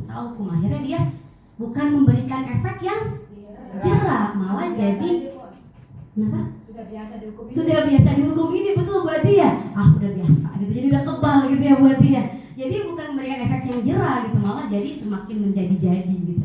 Kemudian kalau yang konsekuensi, siswa menghargai disiplin. Jadi dia jadi disiplin nih karena takut diberikan konsekuensi gitu. Jadi ya aku mau berangkat pagi-pagi ya biar nggak disuruh lari misalkan kayak gitu. Kemudian hukuman timbulnya adalah suatu paksaan. Iya, paksaan. Mau nggak mau kamu harus seperti itu gitu kan, harus mendapat hukuman. Kemudian stimulus tanggapan. Jadi apa namanya tuh dia memberikan suatu tanggapan ya. Dia punya opini gitu, seperti itu.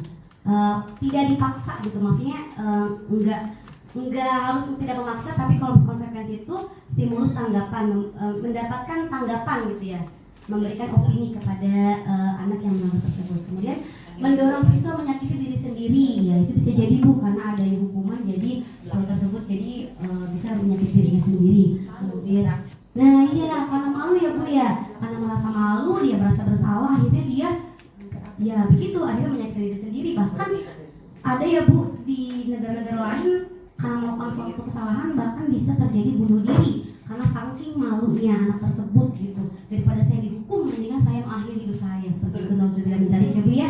Jadi ya betul seperti itu. Kemudian kalau untuk konsekuensi, mendorong siswa agar mudah menyesuaikan diri ya. Ada lumayan ini gitu, agak lumayan baik gitu ya Bu ya. Jadi mendorong siswa agar mudah untuk menyesuaikan diri, mengikuti peraturan gitu. Kemudian untuk hukuman, siswa belajar untuk menyembunyikan kesalahan. Jadi akhirnya timbul apa Bu? Dia berbohong, dia tidak jujur jadinya karena tadi takut dihukum. Jadi ya pura-pura datang telat nih, pura-pura apa gitu kan, seperti itu. Jadi ya begitu, jadi menimbulkan suatu menyembunyikan kebohongan gitu ya, menyembunyikan kesalahan ya.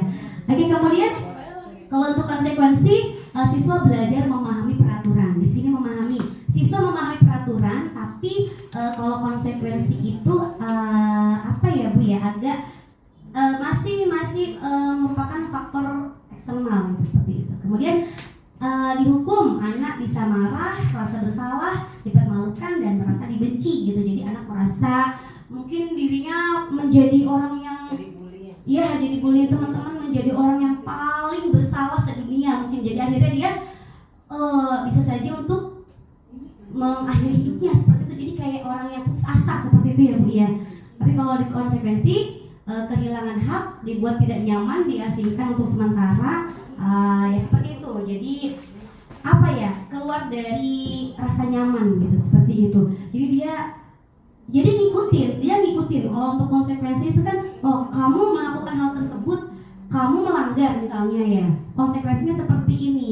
Nah kira-kira anak yang melakukan konsekuensi atau menjalankan konsekuensi tersebut itu apakah itu sudah lahir gitu dalam dirinya sendiri, melakukannya itu apakah masih paksa gitu kan, masih ada rasa paksa.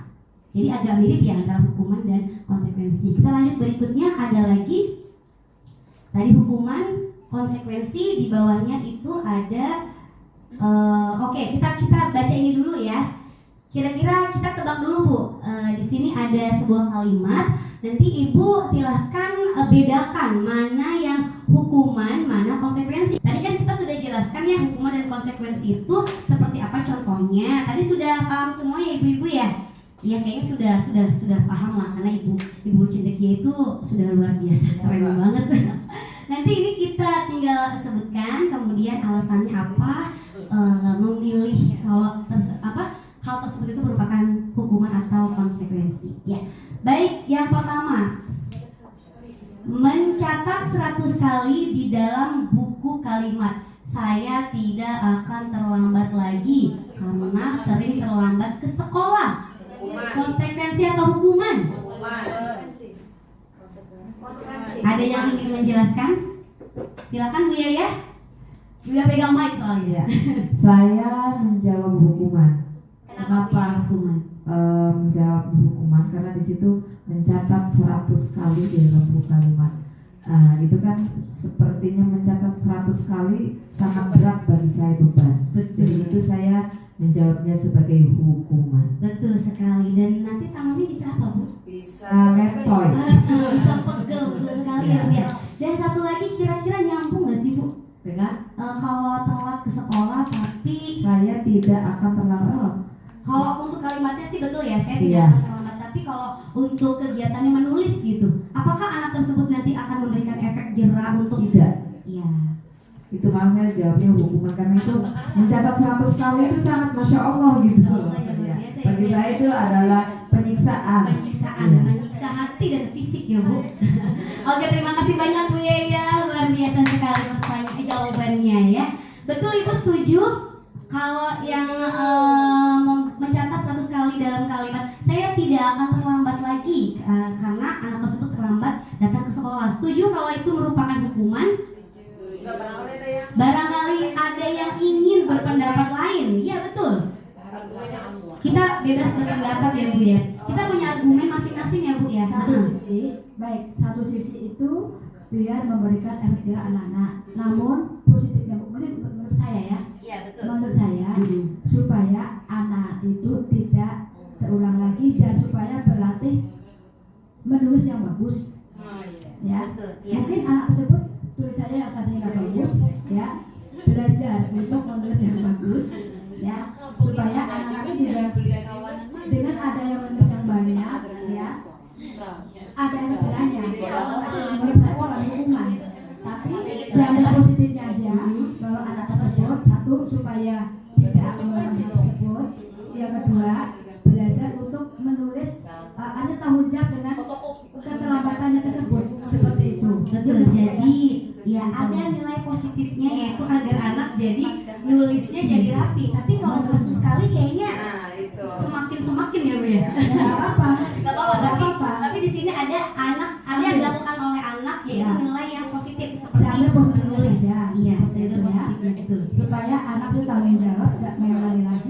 supaya belajar menulis dengan rapi. Betul sekali. Itu Iya. saya. Ya, jadi iya. Kalau hukuman ya nggak salah, hukuman saja seperti itu ya.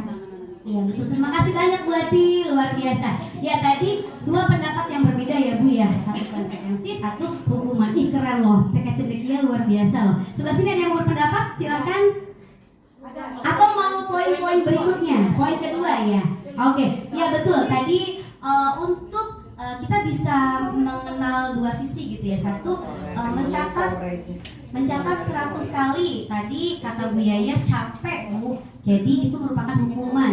Kemudian kata Bu Wati, tapi ada nilai positifnya. Jadi itu bukan hukuman tapi itu konsekuensi ya. Kita kembalikan lagi ke diri kita masing-masing. Kita mau menjadi guru yang suka ngasih hukuman atau kasih konsekuensi atau yang lainnya ya. Jadi kita kembalikan ke diri kita masing-masing. Kalau menurut kita itu tidak baik, jangan lakukan.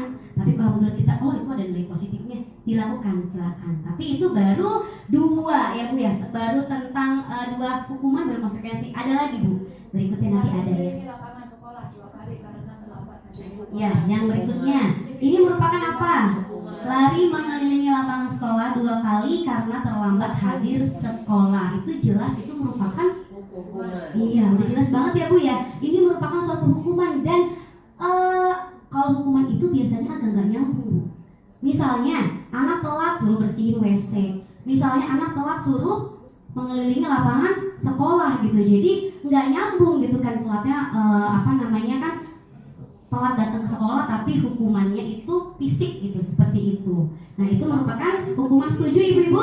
Ada yang beda pendapat? Ada yang beda pendapat di sini? Gak ada ya, sama semuanya pendapatnya ini merupakan suatu hukuman ya, seperti itu. Oke, tepuk tangan dulu dong. Luar biasa, tepuk tangan dulu dong Bu Guru. Wow, keren ya. Terima kasih banyak untuk pendapatnya ya. Tadi sudah dipaparkan oleh Bu Guru semua, luar biasa. Jadi kita sudah paham apa itu konsekuensi dan juga hukuman ya. Baik, selanjutnya Bu Suci. Di sini ada, ini beda lagi Bu. Ada tentang kebutuhan dasar manusia. Setiap manusia itu memiliki kebutuhan dasar.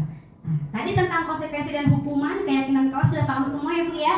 Oke, sekarang kita masuk lagi ke materi berikutnya yaitu tentang kebutuhan dasar manusia. Tapi masih berkaitan Bu, masih berkaitan tadi dengan bagaimana kita memberikan suatu ini ya Bu ya. Apakah itu suatu hukuman ataupun konsekuensi gitu. Nah kita seperti tadi yang dipaparkan oleh Bu Wati, tergantung anaknya. Ketika kita memaksa seseorang, memaksa seorang anak gitu ya, karena anak itu beda karakternya, makanya kita harus perhatikan dulu kebutuhan dasarnya itu apa gitu. Kayak contoh tadi siapa?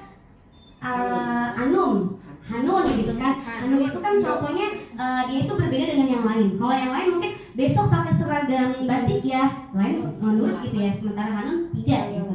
Ini merupakan suatu tantangan ya, suatu tantangan tersendiri, khususon gitu ya. Nah gitu. Tadi gimana ya biar kita tuh tidak memaksa gitu ya, seperti itu. Kita harus mengenal atau memahami kebutuhan dasar setiap anak, karena setiap anak itu memiliki kebutuhan dasar yang berbeda-beda ya Bu ya. Di sini ada cinta kasih diterima, artinya dia perlu perhatian. Anak itu perlu perhatian, kasih sayang, kemudian penguasaan. Penguasaan tuh anaknya tuh selalu ingin nomor 1 gitu ya, selalu ingin berkuasa gitu. Kemudian kesenangan, anak itu selalu pengennya itu happy aja gitu, nggak mau yang dolanan baik ya, ada playgroup ya Bu Ici ya. Dia tuh butuhnya tuh kesenangan gitu, dia tuh selalu saya pengen happy, saya pengen senang-senang gitu. Iya, pengen bermain-main. Kemudian ada anak yang memiliki kebutuhan dasar kebebasan, artinya dia nggak bisa diatur, nggak bisa. Kalaupun bisa diatur juga ya tadi dengan melalui kesepakatan kelas tadi ya, seperti itu kan. Iya, dan survival yaitu bertahan hidup ya. Kemudian, nah ini adalah kebutuhan dasar manusia. Kalau misalkan cinta kasih atau ingin diterima, ada yang bisa memberikan contoh Bu? Misalnya anak yang butuh perhatian gitu, dan anak ini biasanya hatinya lembut, gak bisa dikerasin misalnya. Dia tuh selalu ingin disanjung, seperti itu. Selalu ingin dipuji, ya kan? Contohnya seperti siapa Bu Eci? Ahsan. Oke, Ahsan ya. Betul. Jadi anak itu sering diajak komunikasi. Ya, betul. Iya. Biasanya kalau diajak komunikasi kan dia akan banyak apa sih? Banyak bercerita. Iya, betul. Betul. Ditanya. Pokoknya Itu pengalaman saya. Iya, betul. Kita berarti melakukan pendekatan dulu ya Bu Eci.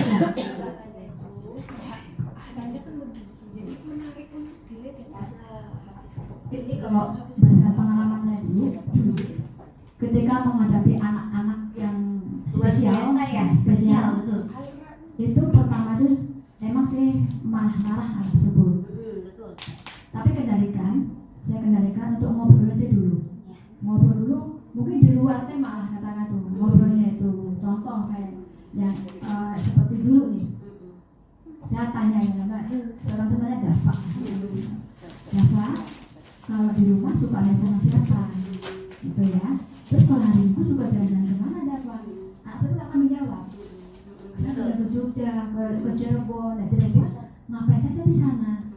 Terus aja korek, akhirnya nangisnya lupa. Iya, betul sekali Gitu. Bu Eci. Jadi Iya. nggak usah kita marah-marah, Enggak. tapi kita ajak ngobrol aja. Sabar. Lama-lama anak tersebut tuh kok lupa nangisnya. Iya. Karena ketika aku nangis saya tanya lagi. Iya. Ketika lagi mau nangis saya tanya lagi. Lama-lama lupa dengan sendirinya. Iya, betul. Itu pengalaman saya. Iya, betul. Terima kasih banyak. Berarti pengalamannya sangat luar biasa ya Bu ya. Bisa kita terapkan ya Bu ya. Ketika kita menemukan anak yang tantrum ya, menemukan anak yang di luar kendali gitu ya, bisa kita biarkan dulu sebentar, kita bisa biarkan dulu. Kalau misalkan kita ngurusin anak satu itu kan kayaknya nanti yang lainnya berantakan ya Bu ya. Nah, kita biarkan dulu, kita kasih dia ruang, kita kasih dia kesempatan untuk meluapkan apa yang dia rasakan. Seperti itu. Baru Kayak ya. seperti Ali tahu sendiri apa ya? Ali A1 Ya. ya. Seperti apa anaknya ya waktu itu? Iya, betul anaknya. Kita ngobrol. Lama-lama dia ada pendekatan ke saya dan nggak ada takut lagi. Betul. Gitu. Jadi ya apapun yang ada di kantor ya gitu, itu hanya untuk mancing anak aja gitu. Itu sebenarnya apa? Pendekatan kita ke anak ini. Iya. Kita nggak perlu cara apa-apa enggak, tapi macam-macam cara. Kalau anaknya seperti ini itu kita harus masuk. Bagaimana kita Kalau bisa kita udah masuk? masuk ke anak, anak itu gampang. Betul. Karena berarti sudah memahami Ya. kebutuhan dasar setiap anak. Nah, itu yang harus kita pelajari Bu. Karena setiap anak itu memiliki kebutuhan yang berbeda-beda ya, Bu Rian. Memiliki kebutuhan dasar yang berbeda-beda ya. Ada yang caper gitu kan, pengen perhatian terus gitu. Kemudian ada yang anak itu selalu ingin berkuasa, selalu ingin nomor 1 terus gitu kan ya. Sekarang ada yang ingin kebebasan. Dia tuh nggak suka belajar di dalam kelas. Dia tuh sukanya belajarnya di luar gitu. Ya pokoknya itu dia tadi. Bagaimana kita menciptakan sesuatu atau suasana yang menyenangkan kan seperti itu. Kita pahamin kebutuhan dasar setiap anak karena setiap anak memiliki kebutuhan dasar yang berbeda-beda ya. Ada yang kesenangan, pengennya happy terus, giliran diajak baca atau apa dia kayak cuek gitu kan seperti itu. Tapi lain halnya jika seorang guru itu bisa menciptakan suasana yang menyenangkan, yang bisa masuk ke anak yang ingin kebebasan, yang bisa masuk ke anak yang pengen senang-senang aja gitu. Jadi makanya di sini kita kenal dengan istilah pada kurikulum merdeka yaitu pembelajaran yang berdiferensiasi ya Bu ya. Jadi berdiferensiasi adalah pembelajaran yang berpihak pada murid. Kita kenali dulu kebutuhan dasar setiap murid. Kita nggak bisa menyamaratakan anak-anak itu sesuai dengan apa yang kita harapkan gitu. Karena Bu Gina modelnya begini, Bu Ici modelnya begini, Bu Suci modelnya begini. Kita nggak bisa gitu. Kita nggak bisa orang itu bisa mengatakan tidak bisa seperti itu. Jadi perlu adanya latihan melatih emosi gitu ya.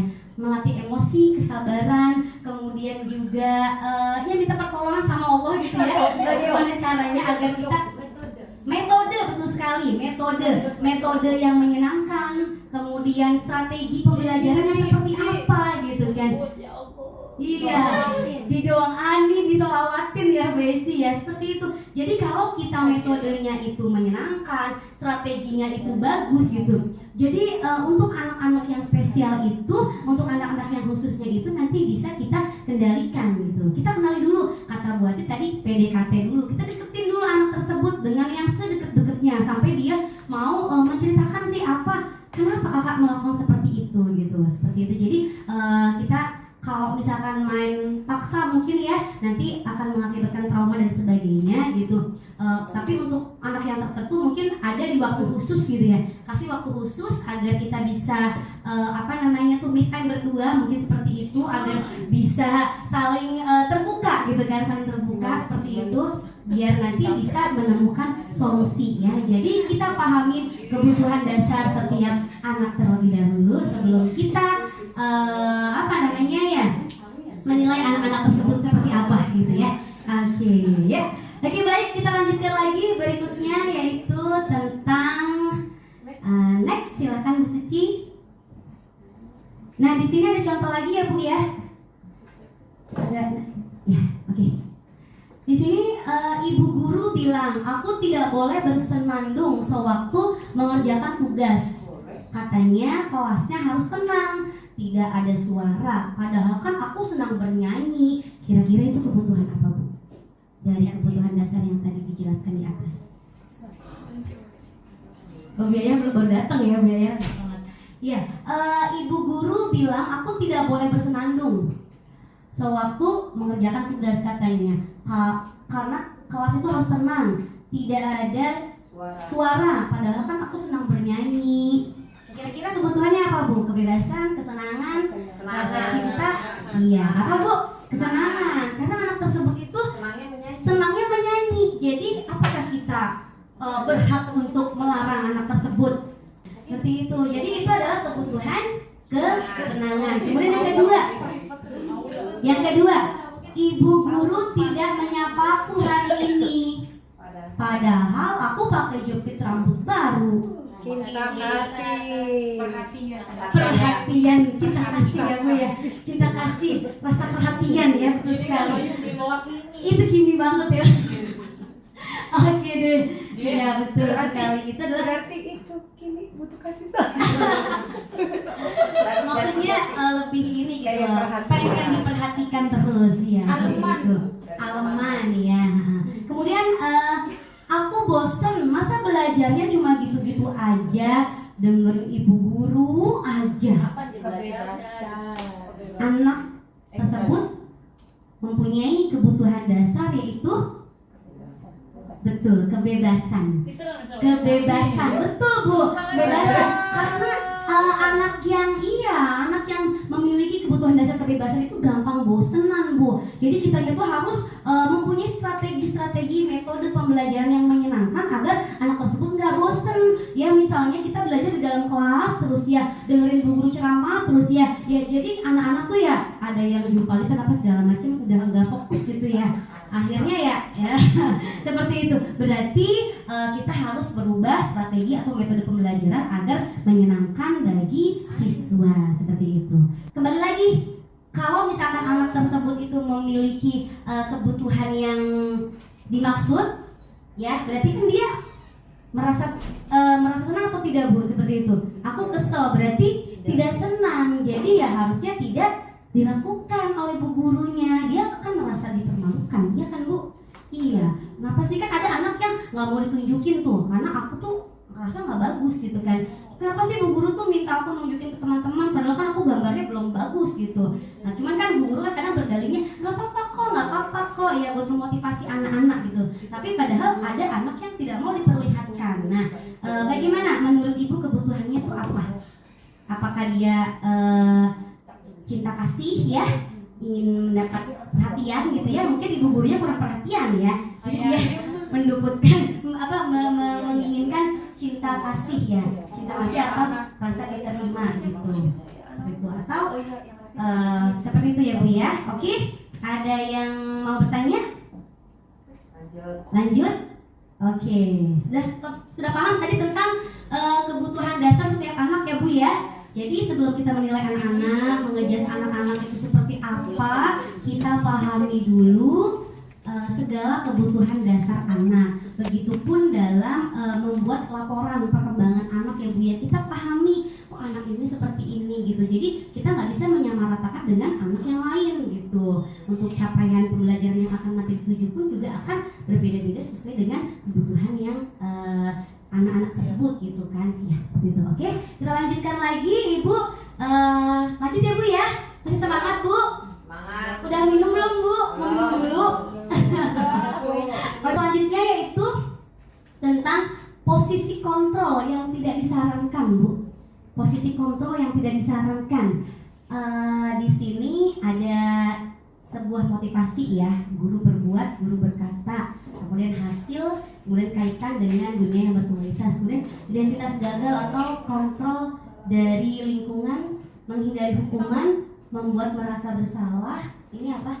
Oh, penghukum. Agak turun ini, yang posisi kontrol ya Bu ya. Ini posisi kontrol yang tidak disarankan Bu. Berarti kalau tidak disarankan berarti tidak boleh untuk dilakukan ya Bu ya. Di sini pada posisi kontrol yaitu penghukum. Jadi Bu ada 5 posisi kontrol ya Bu ya. Yang ini yang pertama penghukum, yaitu guru melakukan apa? Menghardik, menunjuk-nunjuk, menyakiti, menyindir. Ini salah satu kegiatan yang dilakukan oleh guru yang suka menghukum ya, yang berada pada posisi kontrol penghukum. Kemudian kalau kamu tidak melakukannya, awas ya, merasakan kayaknya kejam banget ya, betul, kejam banget kok sampai begitu gitu, ngancam gitu ya. Kemudian berikutnya hasilnya apa? Anak itu jadi memberontak, kemudian menyalahkan orang lain dan juga bisa bersikap bohong ya. Jadi yang ditimbulkan adalah yang negatif ya Bu ya. Seperti itu. Kemudian kaitan dengan dunia yang berkualitas. Siswa meletakkan guru di luar dunia berkualitas, artinya siswa tidak menganggap guru. Iya, jadi siswa tidak bisa menghargai guru, tidak disukai oleh guru ya. Itu akibat dari posisi kontrol seorang guru jika guru tersebut memiliki posisi kontrol penghukum. Di bawahnya ada lagi Bu Suci? Oke, ya sampai sini dulu aja. Kemudian murid berkata, biarkan aja, nanti juga marah aja lagi, kan gitu ya biasanya ya. Anak-anak tuh kalau sering dihukum gitu ya, bukan memberikan efek jerak, akan tetapi malah membuatnya semakin kebal dengan hukuman. Jadi kayak ya menyepelekan gitu ya, menyepelekan guru, menyepelekan aturan dan sebagainya seperti itu. Kemudian dampak pada murid, jadinya bagaimana muridnya Bu? Selalu mengulang-ulang kesalahan yang selalu dilakukannya, seperti itu ya. Jadi bagus atau tidak Bu posisi kontrol penghukum ini? Tidak bagus, tidak baik untuk dilakukan. Kemudian yang berikutnya, boleh naik ke atas lagi Bu. Berikutnya yaitu ya ini, membuat merasa bersalah. Ada posisi kontrol namanya membuat merasa bersalah. Misalkan gurunya dalam belajar ya, dalam memberikan materi selalu berceramah dan menyatakan harusnya bla bla bla bla dan sebagainya. Saya kecewa. Ya gimana sih Bu orang ceramah gitu ya?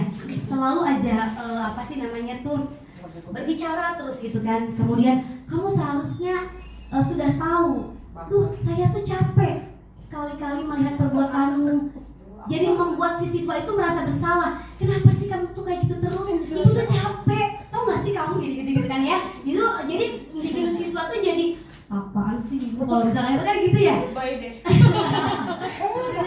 Tapi ada anak yang kalau anak kayak sensitif itu kan jadi ya aku jadi merasa bersalah, paling salah sedunia gitu kan ya. Seperti itu. Jadi akan menimbulkan efek trauma juga pada dirinya karena dia merasa menjadi orang yang paling bersalah. Kemudian berikutnya hasilnya bagaimana? Anak itu menyembunyikan, menyangkal dan juga berbohong ya. Akhirnya bagaimana? Biar nggak diceramain terus sama bu guru ini, biar bu gurunya itu tidak membuat aku merasa bersalah gitu ya. Jadi bagaimana? Dia menyembunyikan atau menyangkal ataupun juga dia berbohong, sama seperti tadi ketika bu guru memberikan sebuah hukuman. Kemudian kaitan dengan dunia yang berkualitas, siswa meletakkan guru di dalam dunia berkualitas dia nganggep guru tersebut gitu ya, dia mengikuti gitu, artinya dia mau mendengarkan ceramahnya Bu Guru, tapi tuh hatinya itu tidak enak gitu Bu, karena dia merasa bersalah gitu. Jadi dia kayak orang yang aku tuh paling salah gitu. Aku tuh kayak orang yang nggak bisa berbuat baik lagi. Aku tuh seperti orang yang nggak bisa untuk memperbaiki diri gitu. Seolah jadi ngerasa ngedown gitu ya. Jadi ngerasa minder seperti itu ya. Itu adalah salah satu posisi kontrol guru ketika dia menjadi atau berada di posisi membuat merasa bersalah kepada siswanya. Nanti akan membekas pada diri siswa. Waduh, takut salah. Nanti kedepannya gitu.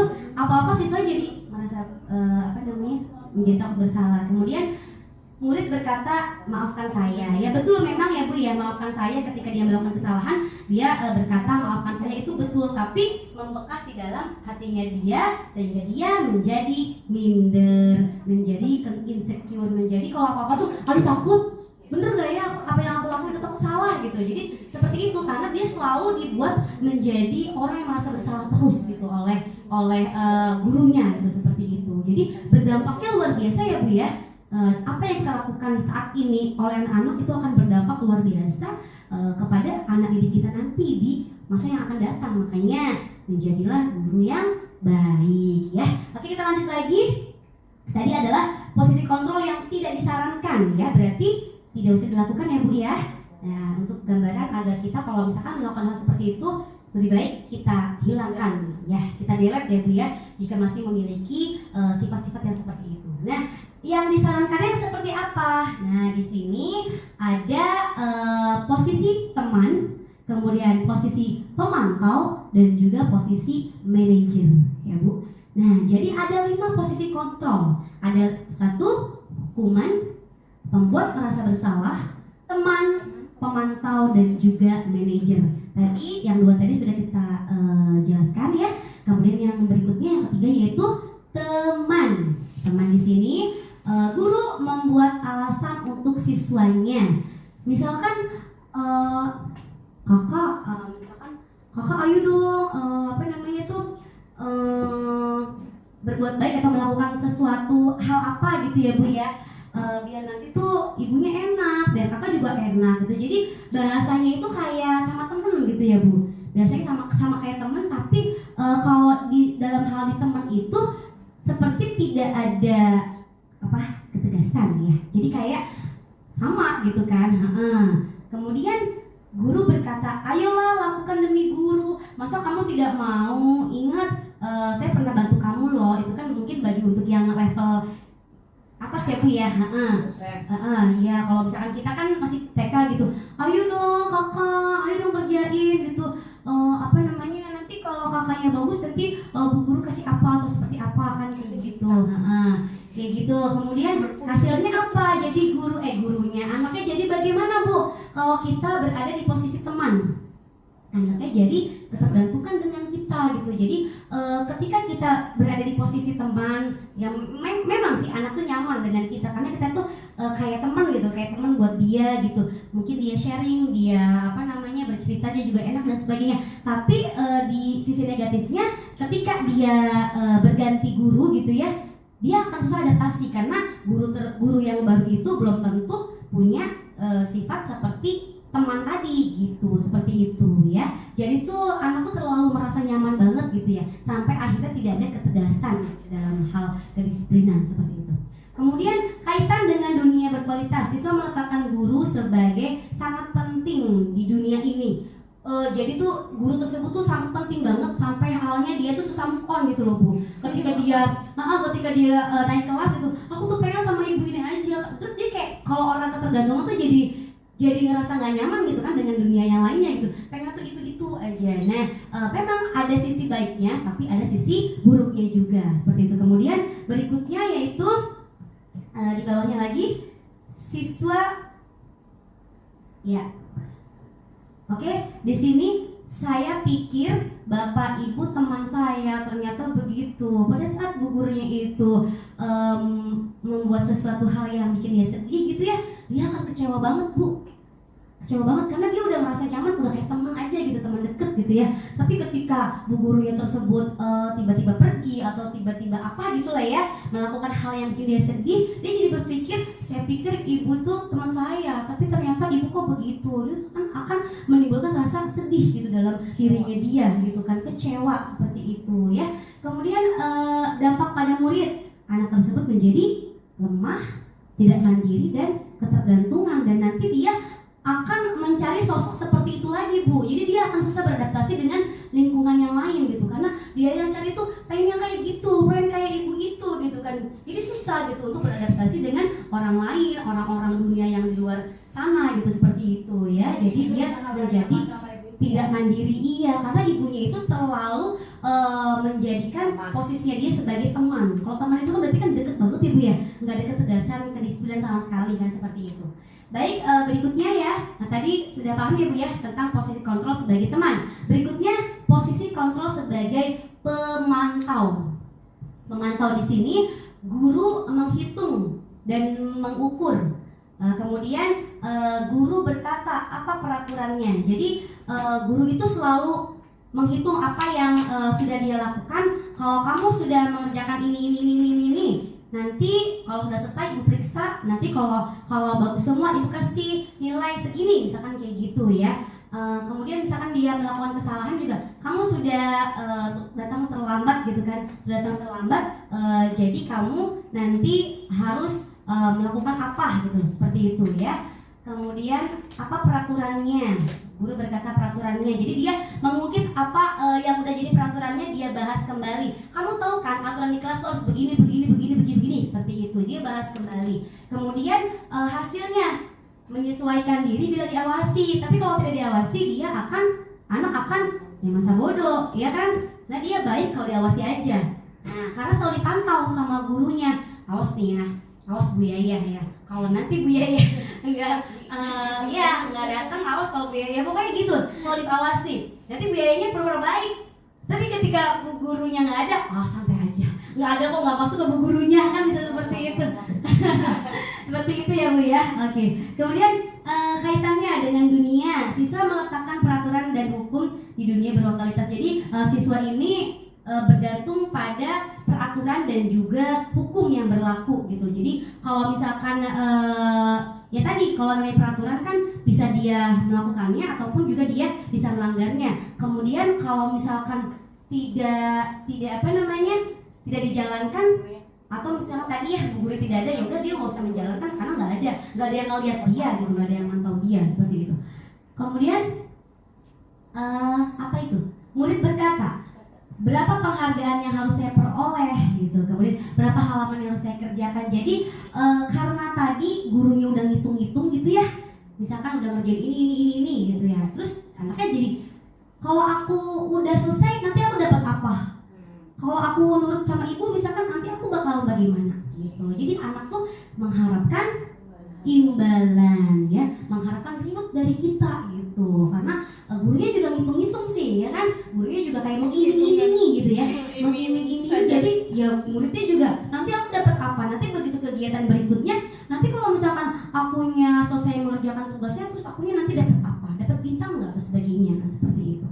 Berapa halaman yang harus saya kerjakan ya, itu peraturan ya Bu ya.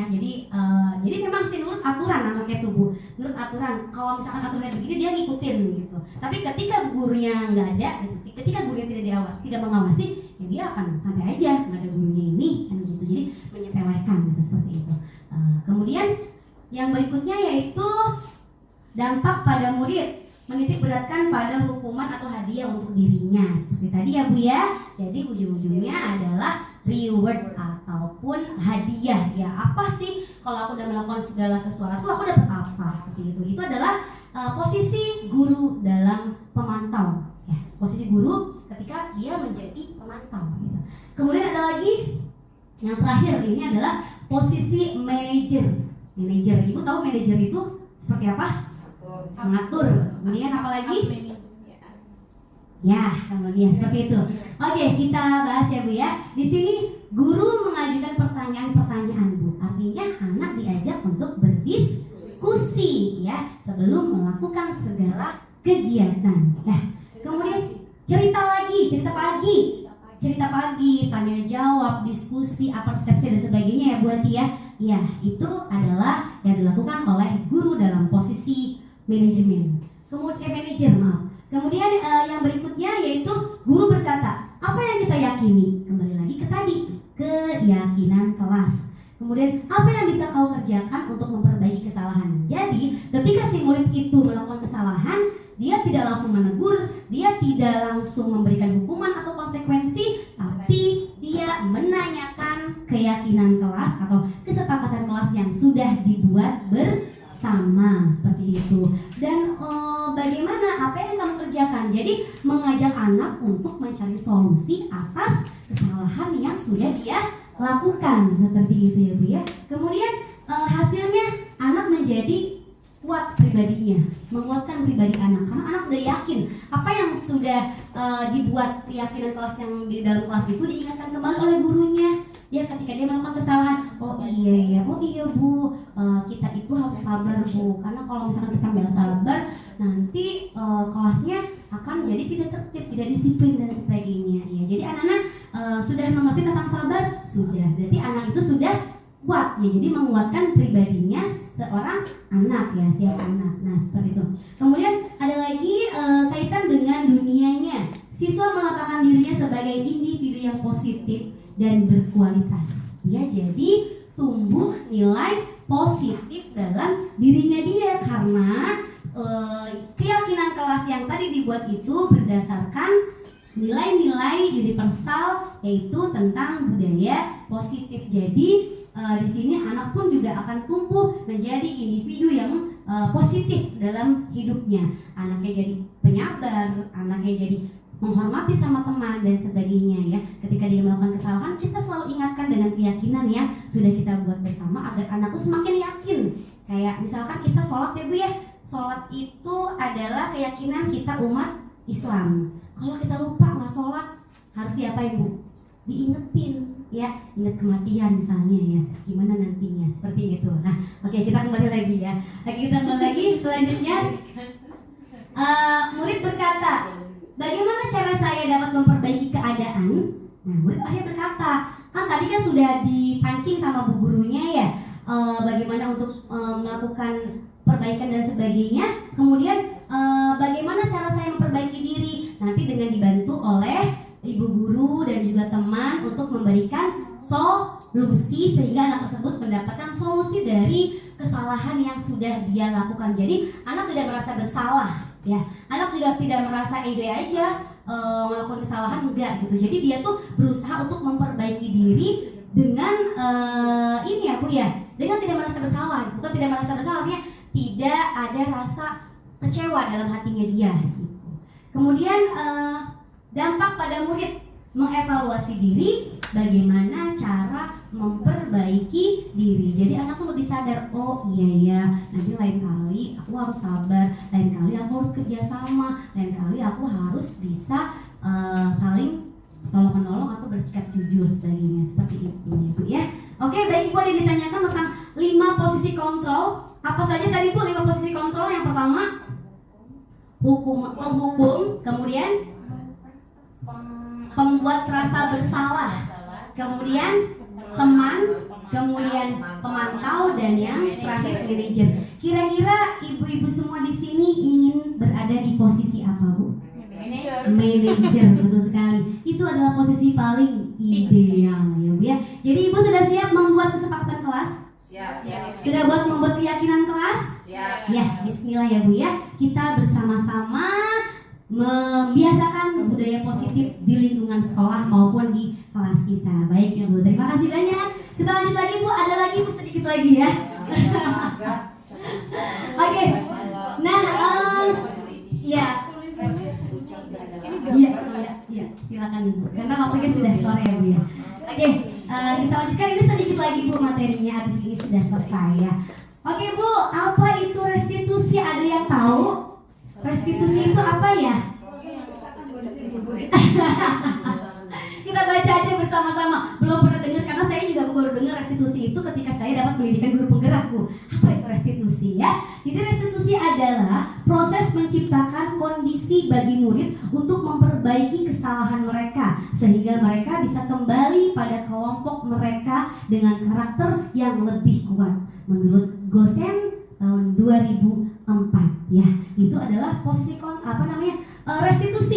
restitusi ya. Jadi menciptakan kondisi bagi murid untuk memperbaiki kesalahannya. Jadi kan tadi anak-anak sudah tahu ya dia, oh iya aku tuh salahnya gini. Nah, bagaimana caranya? Tadi kan ada pertanyaan seorang anak yang bertanya tadi di posisi manajer, bagaimana cara memperbaiki kesalahan saya, yaitu dengan melakukan restitusi ya, menciptakan kondisi bagi murid untuk memperbaiki kesalahan sehingga mereka bisa kembali ke kelompoknya, artinya mereka bisa lebih baik lagi dan lebih kuat dengan keyakinan kelas yang sudah dibuatnya ya, seperti itu. Boleh ke bawah lagi Bu Suci?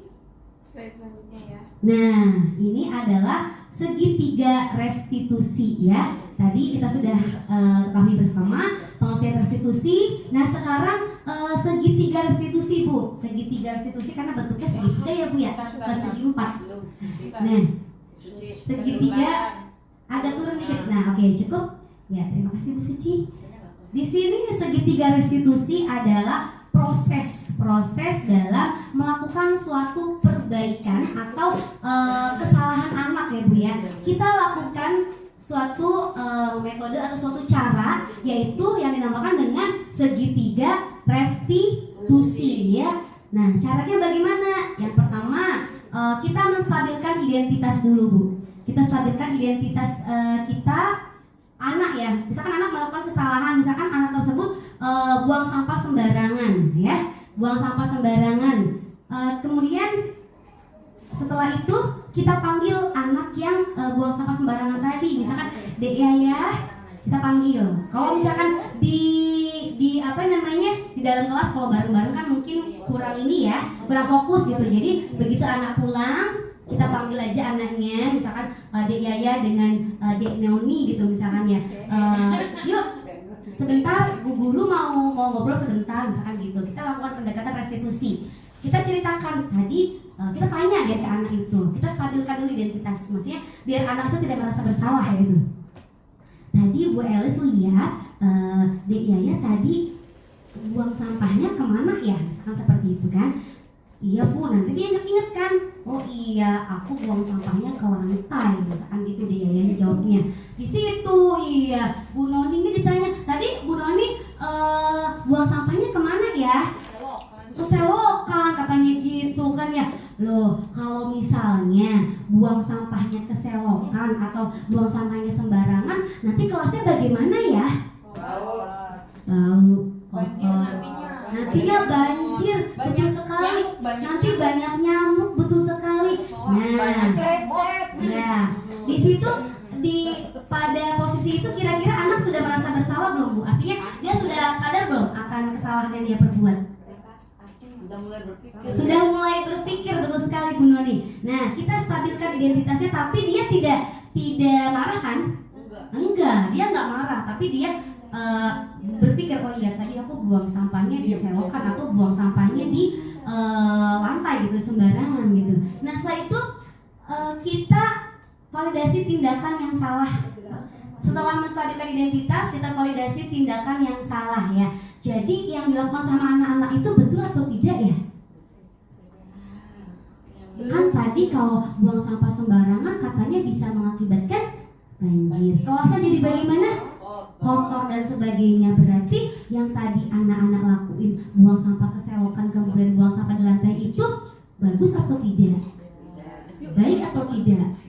Tidak. Nah, setelah kita validasi tindakan yang salah, anak tuh udah ngerasa oh iya, tek kayak di hatinya tuh, oh iya dia jadi sadar gitu apa yang sudah dilakukan itu ternyata kurang baik. Nah, lalu kita tanyakan keyakinan kelasnya, kayak menanyakan keyakinan yang sudah dibuat bersama. Nah, kalau gitu anak-anak ingat nggak apa keyakinan kelas yang sudah kita sepakati bersama?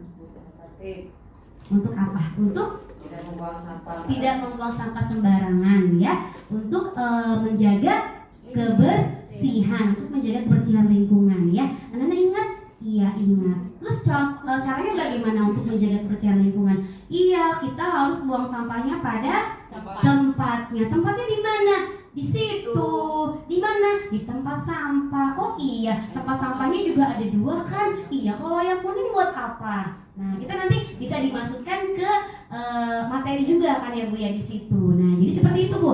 Itu merupakan salah satu cara segitiga restitusi. Istilahnya segitiga restitusi. Jadi pertama kita stabilkan dulu si anak itu, jangan sampai ada ngerasa takut ya. Biasanya anak kalau dipanggil bu guru, aduh mau diapain ya, deg-degan gitu kan. Nah kita stabilkan dulu. Atau bisa nggak semua anak itu bukan cuman kamu aja kok yang melakukan kesalahan, semua juga pernah gitu. Jadi dia merasa bukan dia sendiri gitu yang suka melakukan kesalahan gitu. Jadi bikin anak tuh santai dulu, bikin anaknya enjoy gitu kan. Kemudian validasi tindakan yang salah, kita ingatkan lagi kesalahan yang sudah dilakukan. Baru setelah itu kita tanyakan tentang keyakinan yang sudah dibuat bersama. Setelah mendapatkan solusi, baru kita berarti sudah menerapkan segitiga restitusi. Anak-anak kembali ke keyakinan kelasnya, anak-anak kembali pada kelompoknya, anak-anak tidak merasa minder, tidak merasa kecewa, tidak merasa kecil hati. Seperti itu ya Bu ya. Baik, Ibu ada yang ingin ditanyakan tentang segitiga restitusi? Kalau untuk membuang sampah, bahasa mana yang bagus? Menjaga kebersihan. Kebersihan atau buang sampah pada tempatnya? Kalau bahasa tidak membuang sampah sembarangan Itu kurang bagus Ibu ya. Jadi hindari kata tidaknya. Buanglah sampah pada tempatnya. Buanglah sampah pada tempatnya itu bagus ya. Atau jagalah kebersihan. Seperti itu ya. Oke. Ya, siap. Ada lagi tuh yang ingin ditanyakan? Lanjut? Oke ya. Nah, ini dia yang berikutnya, yaitu ciri-ciri restitusi. Ciri-ciri restitusi ya Bu ya.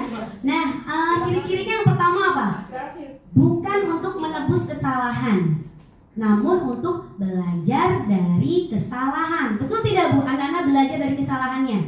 Betul ya. Anak-anak jadi semakin tahu, semakin diingatkan, semakin dia mengerti ya apa yang harus dia lakukan, apa budaya positif yang harus dia tingkatkan, dia sudah lakukan. Oke. Kemudian memperbaiki hubungan. Betul tidak Bu? Memperbaiki hubungan dengan siapa? Dengan bu guru dan teman. Betul sekali. Jadi semakin aware gitu ya dengan guru, semakin aware dengan teman dan juga lingkungannya. Seperti itu. Kemudian tawaran bukan paksaan. Betul Bu? Ya, jadi bukan paksaan. Ya, kalau misalnya paksaan ya tadi ya contohnya anak tidak mau melakukan tapi dipaksa untuk melakukannya. Tapi kalau misalnya kita melakukan pendekatan, kemudian kita membuat suatu tawaran ke anak, kita diskusikan, nah itu adalah salah satu contoh restitusi. Kemudian berikutnya, restitusi menuntun untuk melihat dari dalam diri. Betul tidak Bu? Betul. Iya, karena gini Bu, restitusi itu menuntun anak untuk memiliki motivasi intrinsik ya Bu ya. Ada namanya motivasi intrinsik dan juga motivasi ekstrinsik. Kalau intrinsik itu contohnya apa Bu? Dari dalam diri kita sendiri. Kalau ekstrinsik? Dari luar diri kita sendiri. Kayak misalkan tadi anak itu mau melakukan sesuatu karena mendapat penghargaan. Itu merupakan motivasi ekstrinsik yang timbul dari luar. Tapi kalau misalkan dari intrinsik ya, itu tumbuh dari dalam diri kita sendiri, tumbuh dari dalam dirinya anak-anak. Oh iya aku mau berubah, oh iya aku mau menjadi siswa yang lebih baik lagi, seperti itu. Kemudian restitusi mencari kebutuhan yang mendasari tindakan ya. Jadi kebutuhannya apa, kemudian dia akan melakukan suatu tindakannya seperti apa begitu. Kemudian restitusi adalah cara yang paling baik untuk memperbaiki diri. Betul tidak Bu? Iya, dengan restitusi kita jadi salah satu cara untuk belajar memperbaiki diri. Kemudian restitusi fokus pada karakter bukan pada tindakan. Jadi bukan apa yang dilakukan ya, tapi apa yang nanti akan menjadi keyakinan si anak tersebut gitu. Jadi nanti anak itu akan menjadi karakter yang baik gitu, seperti itu gitu ya. Oke, kemudian restitusi fokus pada solusi. Betul Bu? Betul. Jadi solusinya itu nanti dapat. kalau misalkan kita memaksa anak, nanti yang ada anak itu akan, kalau misalkan kita melakukan pemaksaan kepada anak, belum tentu solusi yang didapat gitu ya. Tapi kalau kita melakukan restitusi, yaitu restitusi itu fokus pada solusi ya Bu, seperti itu. Kemudian restitusi mengembalikan siswa yang berbuat salah pada kelompoknya, betul ya Bu ya. Yang tadinya anaknya itu berbuat salah, kemudian nggak mau deket gitu sama temennya karena teman-temannya kan baik menurut dia, cuma dia sendiri yang salah gitu. Tapi kalau misalkan kita dengan melakukan restitusi, dia jadi fokus pada solusi, dia oh iya aku sudah tahu apa yang harus aku lakukan gitu. Jadi dia sudah sadar dengan apa kesalahan yang dia perbuat dan dia sudah memperbaiki diri, berusaha untuk mencari solusi, dan akhirnya dia bisa kembali ke kelompoknya bersama teman-temannya untuk menjalankan aktivitas positif secara bersama-sama dengan teman-temannya, seperti itu. Baik Ibu, ada yang ingin ditanyakan tentang motivasi? Sudah paham ya Bu ya? Tentang motivasi intrinsik dan juga ekstrinsik ya Bu ya. Jadi kalau misalkan bagus tidak Bu kalau misalkan kita gini ya Bu ya, anak-anak yang selesai duluan nanti Bu guru kasih bintang. Bagus? Motivasi, tapi itu merupakan motivasi ekstrinsik, eksternal, ekstrinsik. Jadi dari luar, bukan dari dirinya dia sendiri. Nah, kita sebagai guru berupaya untuk menumbuhkan motivasi dalam dirinya si anak. Jadi biar anak tuh sadar, nggak harus dikasih bintang juga dia akan melakukan hal tersebut, nggak harus dikasih reward juga dia akan melakukan, ya dia akan menjawab, dia akan mengikuti aturan gitu. Dengan apa? Dengan tadi kita melakukan sebuah kesepakatan, yang mana kesepakatan tersebut nanti menjadi suatu keyakinan buat anak-anak sendiri, dan kita pun sebagai guru harus bisa berada pada posisi manajer, meskipun bertahap ya Bu ya, karena manajer itu kayaknya butuh kesabaran yang sangat luar biasa. Jadi kita sama-sama belajar ya Bu ya. Setuju Bu kita sama-sama belajar? Setuju. Jika ada suatu masalah atau suatu apa ya Bu ya, konflik atau susah gitu untuk mengendalikan seseorang anak gitu ya Bu ya, setuju tidak kita solusikan, kita buat kesepakatan bersama, artinya kita cari solusi bersama gitu. Setuju ya Bu ya? Ya, kita cari solusi bersama, kita bareng-bareng biar nanti anak-anak TK Cendekia menjadi anak yang memiliki kepribadian yang baik, berkarakter positif ya, dengan menerapkan budaya positif yang ada di lingkungan sekolah maupun menerapkannya di rumah masing-masing ya, agar tumbuh menjadi anak yang merdeka. Oke Ibu. Baik, Ibu Suci? Iya. Terima kasih. Salam dan bahagia. Guru bergerak Indonesia maju. Oke. Ya, baik. Ada yang ingin ditanyakan? Sudah cukup. Sedikit. Oh, sedikit. Ya, tunggu sebentar. Anak-anak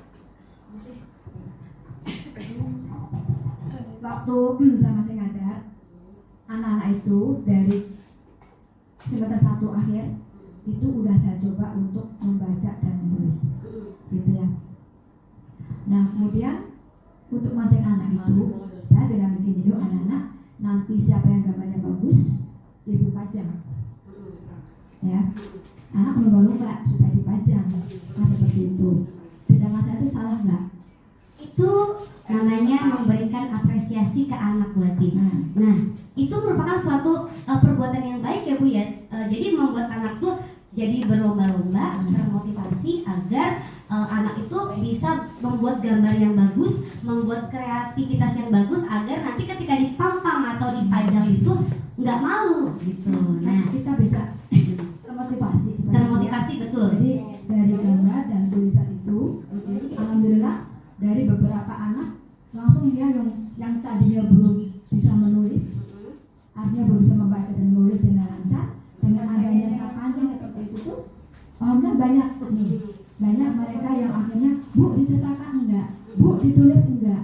Jadi kami kan kalau sudah terbiasa seperti itu, alhamdulillah dengan semester 2, pertengahan semester 2 itu anak sudah bisa membaca dan menulis, mencetakkan gambar dengan dirinya seperti itu, karena terbiasa seperti itu. Menurut saya yang dilakukan sama Bu Ati itu adalah memotivasi siswa dari dalam dirinya. Bu Ati tidak memberikan apapun kan ke anak-anak, tidak, cuma dipajang ya, itu sebagai bentuk apresiasi Bu, ya. Oh iya, nah jadi si anak juga akan tumbuh dari dalam dirinya. Kalau misalkan dipajang berarti gambarnya harus bagus dong. Ya, jadi dia termotivasi dari dalam dirinya. Oh iya, biar gimana ya, biar nanti aku bagus gitu kan. Akhirnya dia berusaha untuk mewarnai yang bagus, mengerjakan kreativitas yang bagus gitu kan, agar nanti ketika dipajang bangga gitu. Jadi anak bangga menunjukkan hasil karyanya. Ya walaupun bagus nggak bagus tetap saya pajang. Iya, Tapi betul. mereka itu termotivasi sendiri ketika melihat temannya bagus. Oh, aku kok belum ini ya.